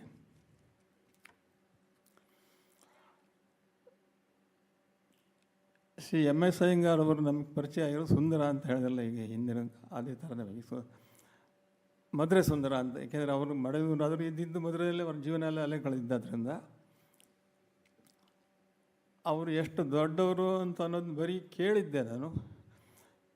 ಅವ್ರು ಎಷ್ಟು ದೊಡ್ಡವರು ಈಗ ಪ್ರತ್ಯಕ್ಷವಾಗಿ ನಮಗೆ ಗೊತ್ತಾಗಿದೆ. ನೂರಾರು ಜನರು ಇಲ್ಲಿ ಹೇಳಿದ್ದಾರೆ. ನಮ್ಮ ರಾಜಕಾರಣ ಹೇಳುವ ಹಾಗೆ he is a king maker, no not a king. He has produced so many people who have been holding key posts in various faculties in the country. ಪ್ರತಿಯೊಬ್ಬರು ನಾವು ಸ್ಕೂಲು ಕಾಲೇಜ್ ಸೇರಿದಾಗ ನಾವು IIT ಓದಬೇಕು, MS ಓದಬೇಕು, PhD ಮಾಡಬೇಕು, ಅಲ್ಲಿ ಕೆಲಸ ಎಲ್ಲಿ ಅಂಥದ್ದನ್ನು ಮಾಡೋರೇ ಇಲ್ಲಿದ್ದಾರೆ ಈಗ. ಅಂದರೆ ಎಷ್ಟು ದೊಡ್ಡ ಮನುಷ್ಯನ ಅವ್ರು ತಯಾರು ಮಾಡಿದ್ದಾರೆ ಅಂತ ಹೇಳಿ ನಮಗೆ ಹೆಮ್ಮೆ ಅನಿಸುತ್ತೆ. ಹೆಚ್ಚು ಅಂತಂದರೆ ಅವರ ಅಕಾಡೆಮಿಕ್ ಕ್ಯಾರಿಯರ್ ನಮಗೆ ಗೊತ್ತಿಲ್ಲದೆ ಇದ್ರೂ ನಮ್ಮ ಊರಿನವರು, ನಮ್ಮವರು, ನಾವು ಅವ್ರನ್ನ ಸಲಿಗೆಯಿಂದ ಮಾತಾಡ್ತಿದ್ರು. ಇಷ್ಟು ದೊಡ್ಡವ್ರನ್ನ ನಾವು ಇಷ್ಟು ಸಲಿಗೆಯಿಂದ ಮಾತಾಡ್ತಿದ್ದಲ್ಲ ಅಂತ ನಮಗೆ ಅನ್ನಿಸ್ತಾ ಇದೆ ಈಗ. ಅಲ್ಲದೆ ನಾನು ಪೊಲೀಸ್ ಇಲಾಖೆಯಲ್ಲಿದ್ದಾಗ ಅನೇಕ ದೊಡ್ಡ ದೊಡ್ಡ ಅಧಿಕಾರಿಗಳನ್ನ ಸಂಪರ್ಕದಲ್ಲಿದ್ದೆ. ಒಬ್ಬರು ನಮ್ಮಲ್ಲಿ ಭಾಳ ದೊಡ್ಡವರು, ಅವರು ತಮಿಳ್ನಾಡು IPS ಕೇಳೋರು. ಬೆಂಗಳೂರು ಯೂನಿವರ್ಸಿಟಿ ರಿಜಿಸ್ಟ್ರಾರ್ ಅಂತ ಹಾಕಿದಾಗ, ಸರ್ ನಿಮ್ಗೆ ಹೇಗೆ ಅನಿಸುತ್ತೆ ಇವ್ರು ನೋಡೋಕ್ಕೆ? ನಾವು ನೋಡಿದರೆ ತುಂಬ ಸಣ್ಣವರು ಅನಿಸುತ್ತೆ ನಮಗೆ. ಎಲ್ಲ MA PhD DSc ಮಾಡಿ ನಾವೇನೂ ಇಲ್ವಲ್ರಿ ಇದರ ಮುಂದೆ. ಸುಮ್ಮನೆ ಅವ್ರು ನಾವು ಅಡ್ಮಿನಿಸ್ಟ್ರೇಟರ್ ಹೋಗಿದ್ವಲ್ಲ ಅಂತ ಮಾತಾಡೋಕ್ಕೆ ಸಂಕೋಚ ಆಗುತ್ತೆ ಅವರಿಗೆ ಅಂತ ಹೇಳ್ತಾರೆ. ಹಾಗೆ I know one thing that I do not know anything ಅಂತ ಹೇಳಿ ಹಾಗೆ ಶ್ರೀ ಅಯ್ಯಂಗಾರ್ ಅವರು ಒಂದು ಹಂಬಲ್ ಬಿಗಿನಿಂಗಿಂದ ಬಂದು ಎಷ್ಟು ದೊಡ್ಡ ಮನುಷ್ಯ ಆಗಿದ್ದಾರೆ ಅಂತ ಈಗ ಹಿಂದಿನ ನಮ್ಮ ಗೋವಿಂದ ಪ್ರಸಾದ್ ಹೇಳಿದಾಗೆ ಡಿಟರ್ಮಿನೇಷನ್, ವಿಲ್ ಪವರ್, ಗ್ರಿಟ್ ಅದಿಲ್ಲದೆ ಇದ್ದರೆ ಈ ಹಳ್ಳಿಯವರು, ನಮ್ಮ ಭಾಷೆ ಹಳ್ಳಿ ಹೈದ ಬಂದು ಆ ಊರೆಲ್ಲ ಸ್ಕೂಲ್ ಕೂಡ ಇರಲಿಲ್ಲ ಅಂತ ಕಾಣುತ್ತೆ ಅವರಿದ್ದಾಗ. ಮೈಸೂರಿಗೆ ಹೋಗಿ ಯಾಮನಾಚಾರ್ಯ ಅವರು ನಮಗೆ ಭಾಳ ಹಳೆಯ ಪರಿಚಯ. ಅಂದರೆ ಅವ್ರಿಗೆ ನಾವು ಗೊತ್ತಿಲ್ಲ, ನಮಗೂ ಅವ್ರು ಗೊತ್ತಷ್ಟೇ. ನಮ್ಮವ್ರಿಗೆಲ್ಲ ಅವರ ಅಣ್ಣ ಜನಾರ್ದನ ಕರ್ಕೊಂಬಂದಿದ್ದಾರೆ. ಅದರ ಕಾರಣ ಇವರು ಅಷ್ಟು ಕ್ಲೋಸ್ ಆಗಿದ್ದರು, ಅವ್ರ ಮೇಲೆ ಅಷ್ಟು ಚೆನ್ನಾಗಿ ಹೊಂದ್ಕೊಂಡು ಹೋಗಿದ್ದಾರೆ. More than anything else, as somebody else earlier said, is a good soul, good human being. More than anything else, kindness. He treated everybody with kindness and courtesy. ಇವರು ಈ ಸಾಧನೆ ಅಲ್ಲದೆ ಈ ಹಿಂದೆ ಒಬ್ಬರು ಹೇಳಿದಾಗೆ, ಅದೇ ನಮ್ಮ ಪ್ರಸಾದ್ ಅವರು ಬೆಂಗಳೂರಲ್ಲಿ ಒಂದು ಸ್ಕೂಲ್ ಮಾಡಬೇಕು ಅಂತ ತುಂಬ ಪ್ರಯತ್ನ ಮಾಡಿದರು. ನಮ್ಮ ದುರದೃಷ್ಟ ಅದು ಆಗಲಿಲ್ಲ. ಅದನ್ನು ನಾವು ಅವರ ಹೆಮ್ಮೆಯನ್ನು ಈಗ ಎಲ್ಲ ಹೇಳಿದ್ದಾರೆ, ಮೊದಲಲ್ಲಿ ಹೀಗೆ ಮಾಡಿದ್ರು ಹಾಗೆ ಅದನ್ನು ಬೆಂಗಳೂರು ಹಾಗೆ ಮಾಡಿದ್ರು ಹೇಳೋದು ಅವಕಾಶ ದಬ್ಬಿದೆ. ಮುಂದೆ ಅದ್ರದ್ದು ಆಗುತ್ತಲ್ಲ ನನಗೆ ಗೊತ್ತಿಲ್ಲ. ಅದರಲ್ಲಿ ನಾನು ಪ್ರಯತ್ನ ಮಾಡಿದೆ, ಯಶಸ್ವಿ ಆಗಲಿಲ್ಲ. ದೊಡ್ಡ ದೊಡ್ಡ ಮಿನಿಸ್ಟರ್ ಲೆವೆಲ್ಗೆ ಹೋದರೂ ಆಗಲಿಲ್ಲ. ಅದು ಕಾರಣಗಳು ನಿಮಗೆಲ್ಲ ಗೊತ್ತಿದೆ. ಇದ್ರ ಜೊತೆಗೆ ಶ್ರೀ ಅಯ್ಯಂಗಾರ್ ಅವರು ತಮ್ಮ ಊರಲ್ಲಿ ಓದೋ ಹುಡುಗರಿಗೆಲ್ಲ ಪ್ರೋತ್ಸಾಹ ಕೊಟ್ಟಿದ್ದಾರೆ, ಸ್ಕಾಲರ್ಶಿಪ್ ಕೊಡಿಸಿದ್ದಾರೆ. ಹುಡುಗರ ಒಳಿತಿಗಾಗಿ, ದೇವಸ್ಥಾನ ಏಳಿಗೆಗಾಗಿ ಟ್ರಸ್ಟ್ಗಳು ಮಾಡಿದ್ದಾರೆ. ಹಲವಾರು ದೇವಸ್ಥಾನಗಳಲ್ಲಿ ಇಂಪ್ರೂವ್ಮೆಂಟ್, ಅಭಿವೃದ್ಧಿ ಕೆಲಸ ಮಾಡಿಸಿದ್ದಾರೆ. ಇಷ್ಟಾದರೂ ಅವರು ನಾವೇನು ಮಾಡಿಲ್ಲ ಅನ್ನೋಗೆ ಭಾಳ ಸಿಂಪಲ್ ಅಂತ ಇದ್ದಾರೆ. ಎಲ್ಲರೂ ಅವ್ರನ್ನ ಮೆಚ್ಕೋಬೇಕಂತ.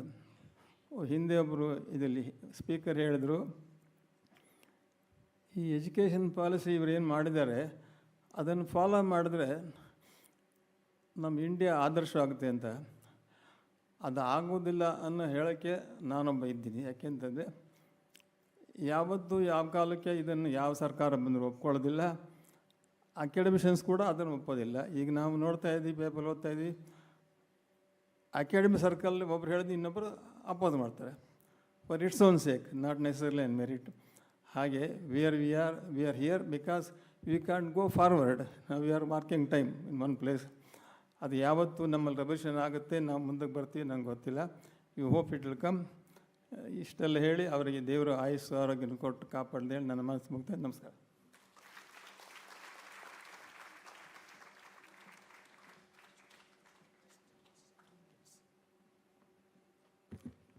From Ramakrishna Vidyashala, they have something from the Swamiji. He'll just take a minute. My name is Narendra. My father, K. Jagannath, late Jagannath, was the headmaster when Sri M. Sundararaja Varadaraja Iyengar was the chemistry sports coach and the first NCC officer between 54 and 59, 1959. I'm a chartered accountant. I come from Shumoga. I am the secretary of the Sri Ramakrishna Vidyashala Old Boys Association. Sir, Vidyashala is proud and our alumni are grateful to you for the love and affection shown towards Vidyashala as a teacher and as the first NCC officer of our institution from 54 to 59. We also remember the hospitality shown to our students during Vidyashala educational excursions to Madurai. We pray to Bhagavan Sri Ramakrishna, Holy Mother Sri Sharada Devi and Swami Vivekananda to bestow on you health, strength and a longer life so that you continue to guide and inspire the youngsters in the path of sincere and dedicated service to the society. Also, the family is associated with the Purvashram uncle of mine, Swami Prabhudanandji, who was the head of the Vedanta Center in San Francisco for 44 years. I pray for long life, sir. I have brought a small gift from the institution and the old boys of Vidyashala. Venkat, also an alumni, will join me.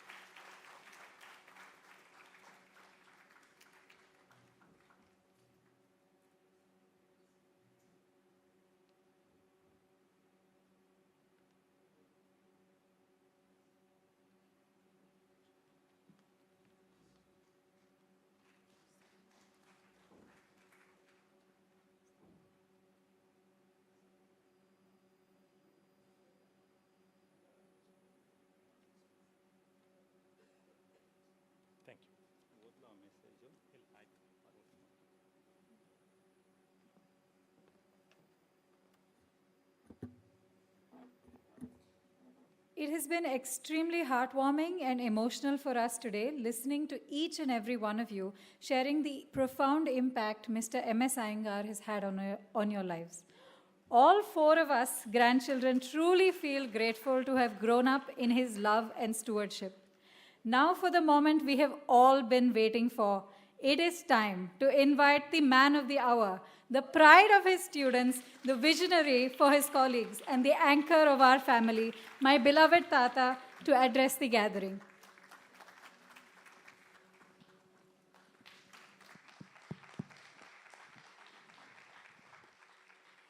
Honorable Chief Guest, Professor Rishikesh Krishnan, creative writer TMS Kumaran, and enterprising CMO Harish Bhatt, fellow teachers, and my dear students, relatives, and friends.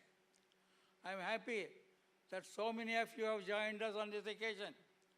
The book is the brainchild of my son, Ramesh, who discussed the idea with a few people and finally identified TMS Kumaran as the author. My daughter, my grandchildren, my granddaughter's husband, Rijik, and several other family members played a key role in culminating today's book launch. I do not know Professor Krishnan personally, but from what I have read, I can surmise that he is an accomplished educationist, researcher, and administrator. And I can say that he has become an IM director. It's indeed a tremendous achievement. The education being provided by him at IIM Bangalore is not just about creating outstanding individuals, but through them, creating a better nation for all of us to live in. I want to wish you all the best in this wonderful journey you have undertaken, sir. As an educationist myself, I see that this is no easy task.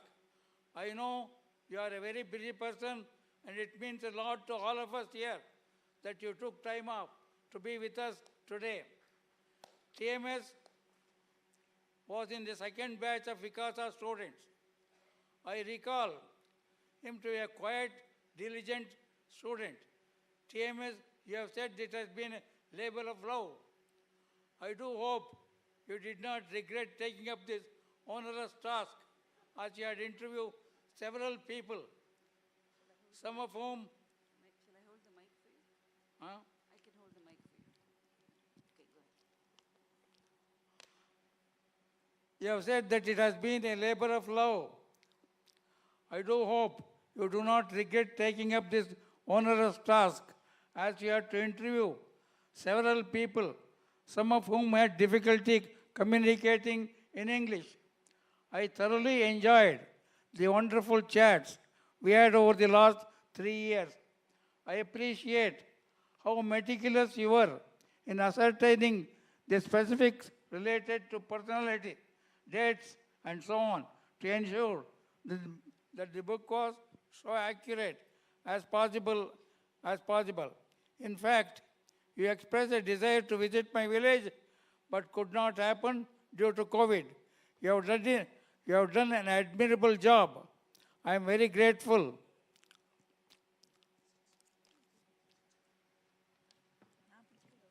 For the care you have taken. I have enjoyed reading each draft and now the final products. I would like to express my deepest gratitude to my student, Dr. Palnivel Tyagarajan, for finding time to write the foreword for this book. I knew his father very well, and it makes me proud to see that he has grown into a remarkable individual, and he is now serving as Minister of Information Technology and Digital Services of Tamil Nadu. People of Tamil Nadu should feel proud to have a person of his integrity leading them. I would also like to thank Alagasundaram, who was instrumental. Alagasundaram was an old student of mine, was instrumental in connecting PTR with this project. I was very happy when Alagu recently visited me and brightened the day with his wonderful experiences. Harish Bhatt, as you know, is ranked 10th in the Forbes list of top 10, 50 global CMOs. I remember Harish very well. He joined Vikasa for his 11th and 12th standard, made a deep impression on his friends and teachers. He played an integral part in the Vikasa Youth Festival, which was one of the kind in those days. It is heartening to see his astronomical rise in his business world. I'm extremely thankful to you, Harish, for writing the epilogue for this book. You have also made valuable contributions to this book itself and the planning of today's event. I would also like to thank everyone who came and spoke in today's event. I feel honored that so many individuals from different places in my life took time to express such fond thoughts about me. A cousin of mine who saw the invite has responded as follows. Congratulations. Very happy that a book on an educationist and a wonderful humble man from my village is being realized and is honored by a great person. I am very pleased to attend.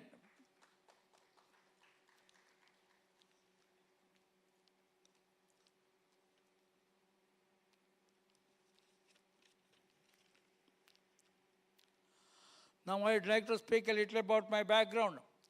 My father was a primary school teacher and farmer in the village of Madanur, Karnataka. Due to extenuating circumstances, my father had to support about 18 family members, including his three children, 3 of his sisters and their children. I grew up watching my father work extremely hard to take care of all of us. In spite of his hardship, he wanted his sons to get educated and did everything in his power to ensure this.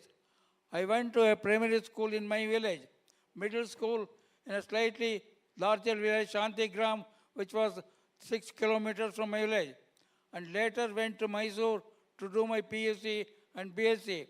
My father could not afford to pay the hostel accommodation. My maternal uncle, who was a cook in Mysore, found a benevolent family to host my brother and myself. Such benevolent people are very rare today. I stayed with one Dr. Anantram Iyengar for 2 years. After his transfer from Mysore, I stayed with Professor Yamunacharya family and they had 7 children. Professor Yamunacharya and his wife accepted me as their eighth child. I stayed with them until I finished my BSc. Professor Yamunacharya then found a job for me in Sri Ramakrishna Vidyashala. I was a resident teacher there and had accommodation and free food. Since I had very low expenses, I was able to help my father.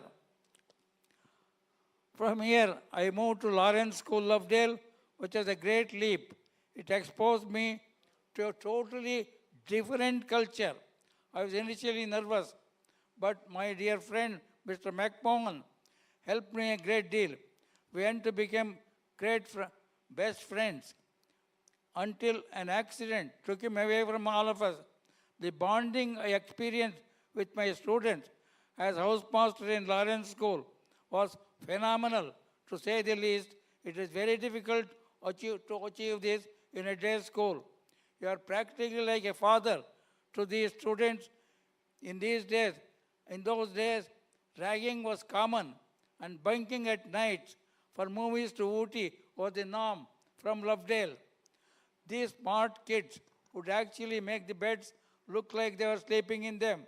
Each night, I would give surprise visits at different times, though I gave severe punishment to the ones.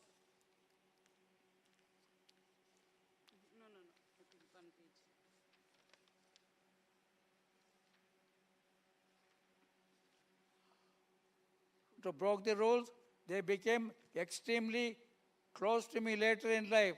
I remember attending so many wonderful parties in Madurai with my old students, Laurentians. While at Lovedale, I went to the US in 1969 to do my master's in chemistry education. I had saved 10 months of salary to finance my trip. I complete my MS early, only taking 10 months.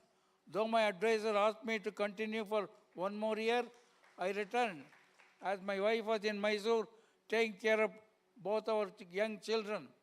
I was only able to fulfill my aspirations because my wife, I was able to fulfill my aspirations because my wife was willing and able completely to handle my family responsibilities.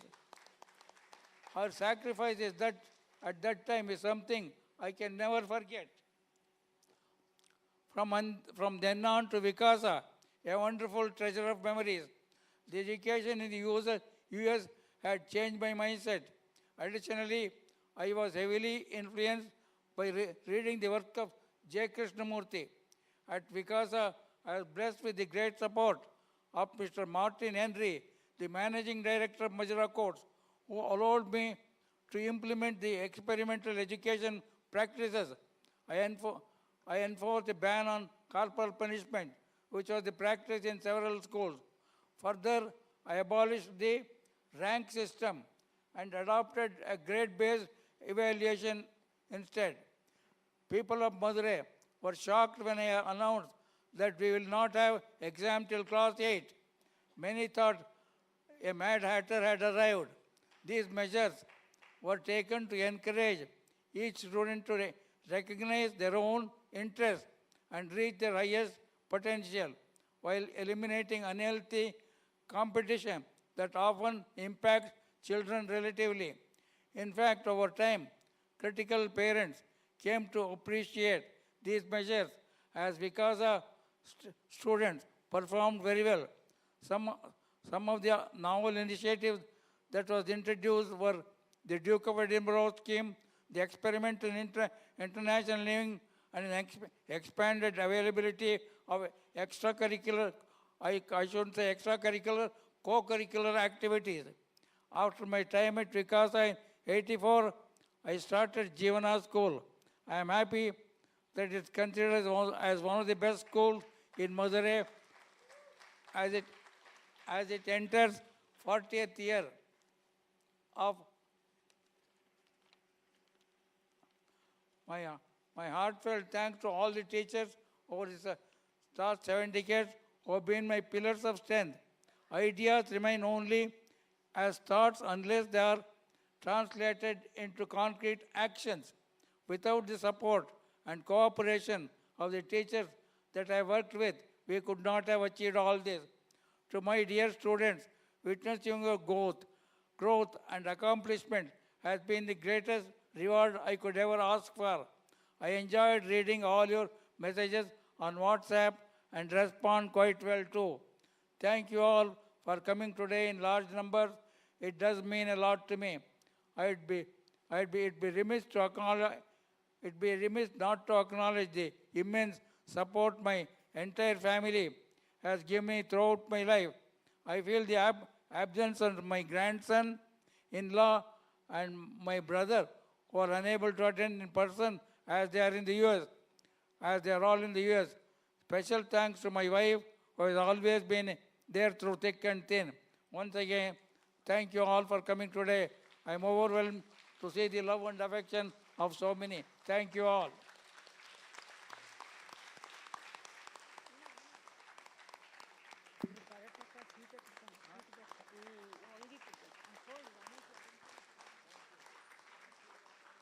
Oh my God. If he leaves the chief guest, we're supposed to give the sweet box up. Off one, off one.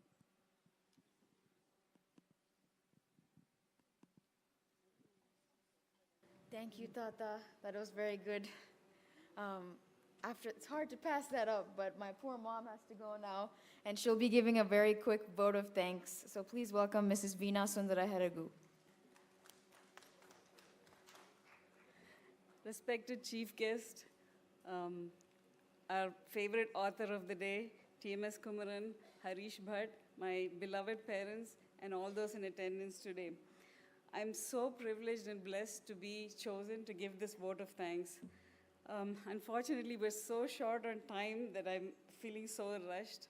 I'm completely overcome with emotion just seeing this outpouring of love and respect for my father, hearing all those stories. I could stay here for another 10 hours if people wanted to come up and talk about him, but I know that we have to move on. There's such a long list of people that I need to thank that I really don't know how to do this quickly, but I'll do my best. Professor Krishnan, thank you so much for making time out of your extremely busy schedule to be with us today. Your talk was so interesting, looking at education in a much wider perspective, things that we living in our small bubbles don't really think about. You brought to our attention so many things that we don't think about at all in our day-to-day lives. Thank you so much for that. TMS, the last 3 years have been so much fun working with you on this book. You're so meticulous, your attention to detail is remarkable, but most of all, I'm in such awe of your unwavering patience. You're the most patient man I've ever seen. Even your wife acknowledged that this is true, so this is not an act. This is at the core of his personality. The interviews that you conducted with my father, our children, and other relatives, and the recordings of them are just invaluable treasures for us. Your efforts made a lasting impact on our family, and we are truly indebted to you. Thank you so much. Harish, every meeting with you was like attending a master class, an opportunity for us to learn and grow. Really, I was selfish. I wanted to learn something with every time we met. But again, the most amazing thing about you is your incredible humility, considering the magnitude of your achievements. It's just amazing. I really also admire that deliberate and gentle way that you communicate. Is just something to learn. Thank you for guiding us through the intricacies of the publishing process and providing context for various aspects of the process, such as the typesetting, cover design, and proofreading. But most of all, thank you for that beautiful epilogue that you wrote, and everyone got to hear today in your own words. We're immensely grateful for all your guidance and support throughout the process. Mr. Palnivel Tyagarajan unfortunately could not be here with us, but he has written a beautiful foreword that you will all get to read that has captured the essence of the book so beautifully. We were deeply touched by his immediate acceptance of our request despite his immense responsibilities as a minister. I would also like to thank my classmate Alagu, who was for facilitating all of this. I have to speak about my brother Ramesh. We hear of the phrase MVP when we talk about sports. That's what he is. He is the MVP. The book itself was his brainchild, and he exclaims all the time to me that he is full of bright ideas, but this time I really have to agree with him. He has really been the one coordinating everything. He's like a puppet master that made all of this come together so beautifully. And as you saw through his welcome address, he makes everything so much fun. I am so truly blessed to have him for a brother. All of the speakers today, I would like to individually... Okay.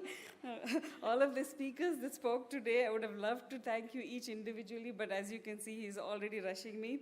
So I would really like to say, it was such a treat to just sit here and listen, and like I said, I could listen for hours.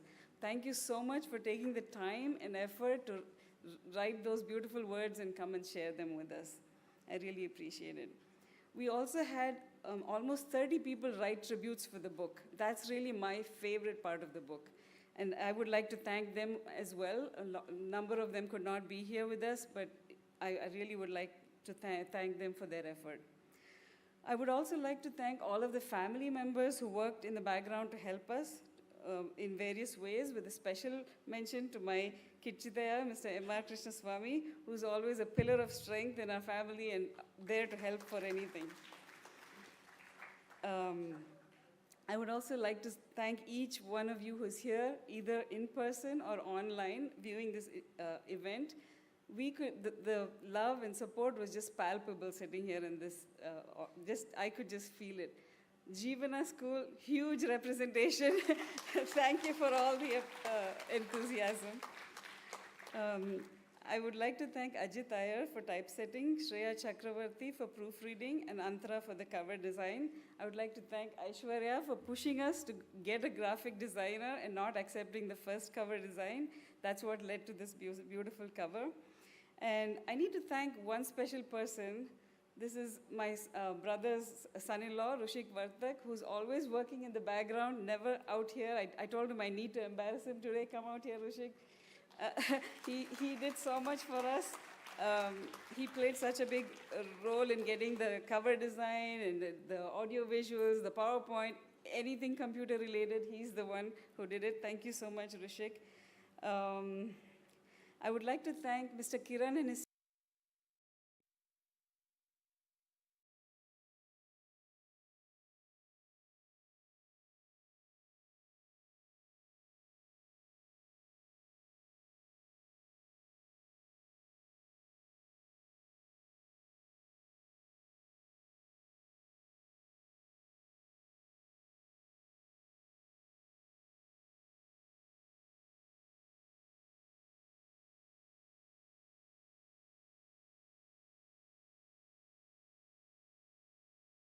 the end of my list. Thank you all for patiently. Yeah, okay. Thank you all for sitting here patiently through all of this. We will have the presentation of the small tokens of our gratitude, some mementos that we would like to present to the guests. First, Archana will present the memento to TMS.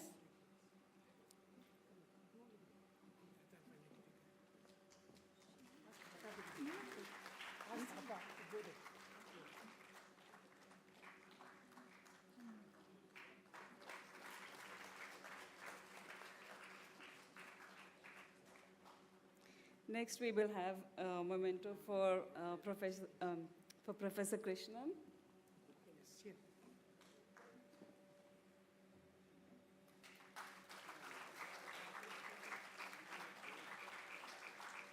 And last, but most definitely not least, Harish, the memento for you.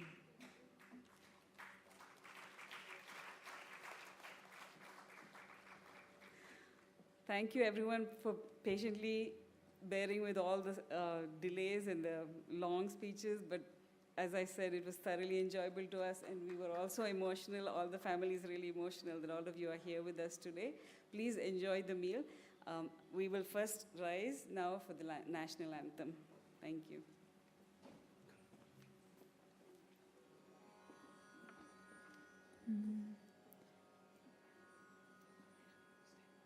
जनगण मन अधिनायक जय हे भारत भाग्य विधाता पंजाब सिंध गुजरात मराठा द्राविड उत्कल बंगा विंध्य हिमाचल यमुना गंगा उच्चल जलधि तरंगा तव शुभ नामे जागे तव शुभ आशीष मागे गाहे तव जय गाता जनगण मंगलदायक जय हे भारत भाग्य विधाता जय हे जय हे जय हे जय जय जय जय हे.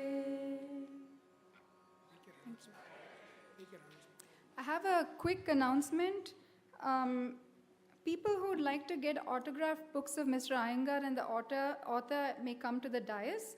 Since we have a large number of people, I request about half of you to kindly adjourn for lunch, and after lunch you may meet Mr. Iyengar and the author. And also, if you would like to read the electronic version of the book, the Kindle version should be available soon. For hard copies, please contact my father, Dr. Ramesh Sundaram. I would like to once again thank one and all for making it here today to join us in celebrating my grandfather. This function will remain etched in our memories for a long time to come. Thank you.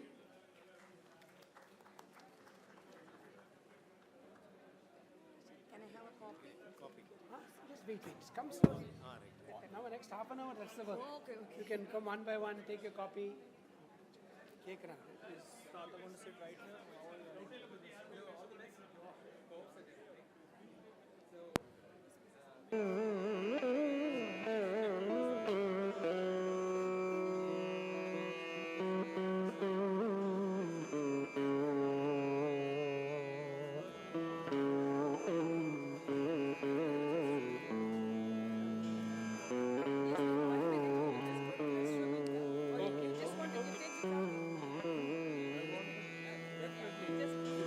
Long back itself, I wrote MSI that I want the autograph.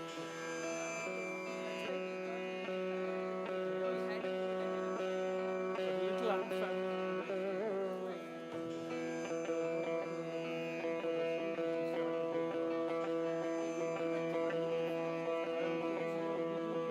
Spoke in the event of. And then Ravi Shanmugam has shortest speech. And it is all because of where your brothers are seeing you up and how can I? Now, if you tell me now also, I'm ready.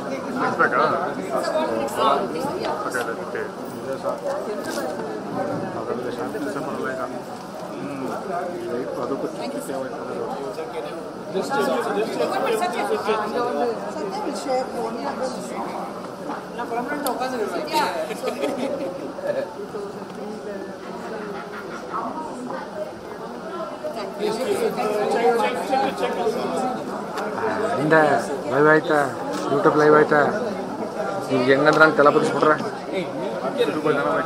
ಹಾಂ ಯಾವ ಬರತ್ತಲ್ಲ audio ಹೋಯ್ತು ಅವ್ರಿಗೆ.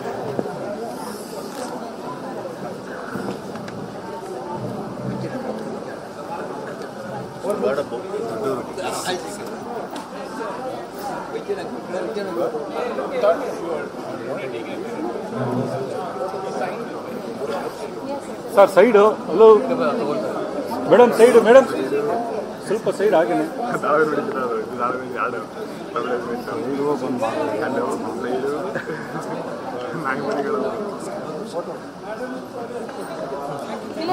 ನೀವು ತಗೊಳ್ಳಿ ಯಾರು ಸೈಡ್ಗೆ ಅಂತ ಹೇಳೋದು ಮೇಡಮ್ ಸರ್ ಸ್ವಲ್ಪ ಹಿಂದೆ ಬನ್ನಿ sir.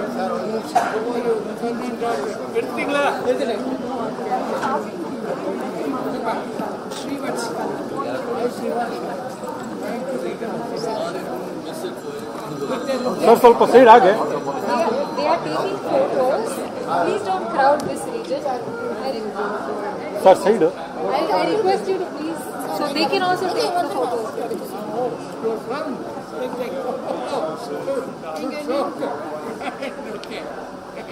Hello hello hello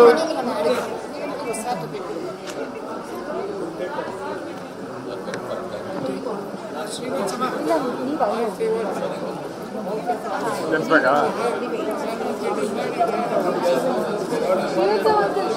Please turn this way so you can get a photo.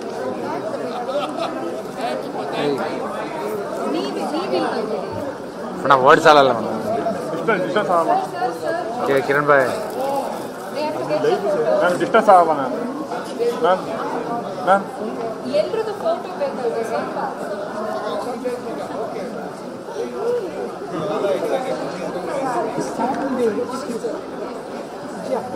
that's why should camera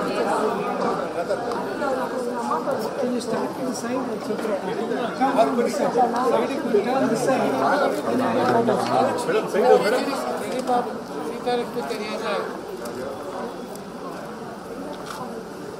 ಇಲ್ಲೇ ಬಂದ್ಬಿಡಿ ಡಿಸ್ಟೆನ್ಸ್ ಆಗಲ್ಲ ನಾನು ಅದಕ್ಕೆ ಇಲ್ಲಿ ಪರವಾಗಿಲ್ಲ ಅಲ್ಲೇ ಹೋದ್ರೆ ಡಿಸ್ಟೆನ್ಸ್ ಅನ್ಬೋದು ಫ್ರಂಟ್ಲ ಬಿಟ್ಟು ಏನು ಮೊಬೈಲ್ ಹಿಡ್ಕೊಂಡು ಮುಂದೆ ಹೋಗಿದಾರಲ್ಲ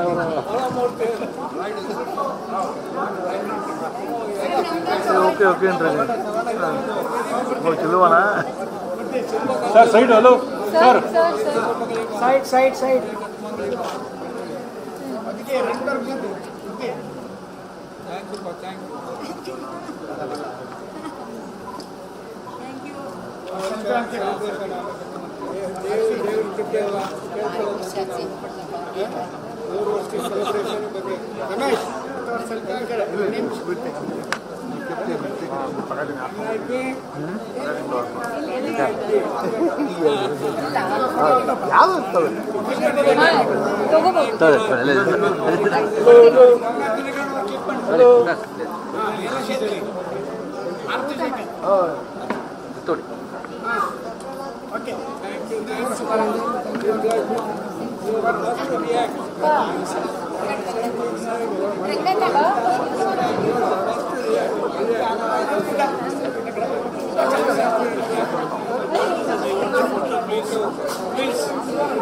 ಎಲ್ಲಿದೆ ಬ್ರೇಕ್ನೆಸ್ ಅಲ್ಲಿ ಕಮ್ಮಿ ಮಾಡ್ತೀನಿ ನಾನು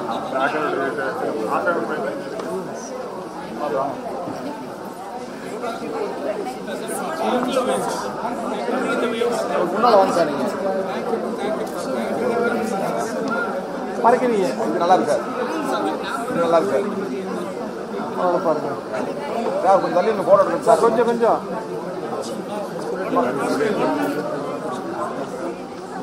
ಫೋಟೋ எடுங்க ಆಯ್ತಲ್ಲ ಇದು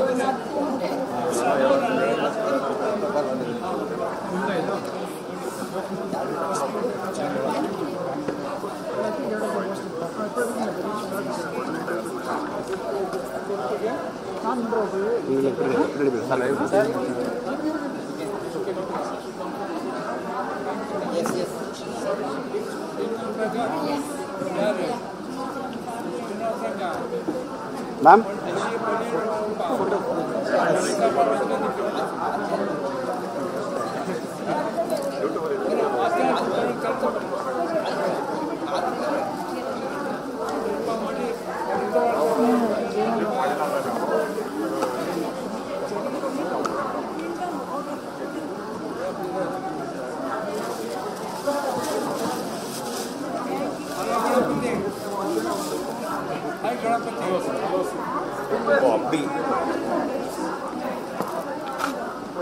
ஒரு நிமிஷம் ஒரே நிமிஷம். ஹலோ.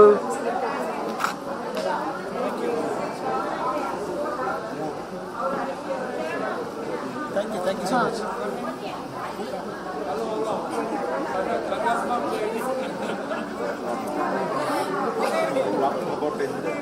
Hello sir.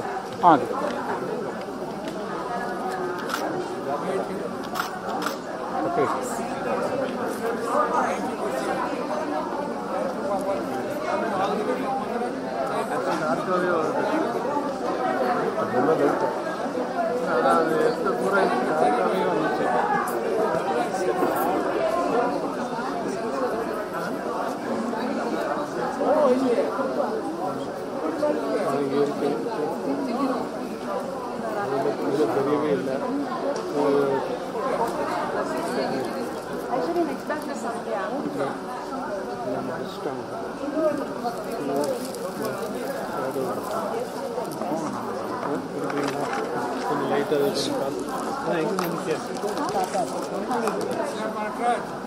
ಇದೆಲ್ಲಾನು ಲೈವ್ ಮಾಡ್ತಾ ಇದ್ದೀರಾ?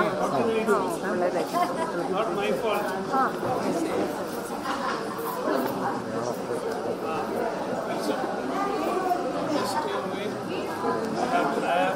किरण भाई चल रहे हैं किरण भाई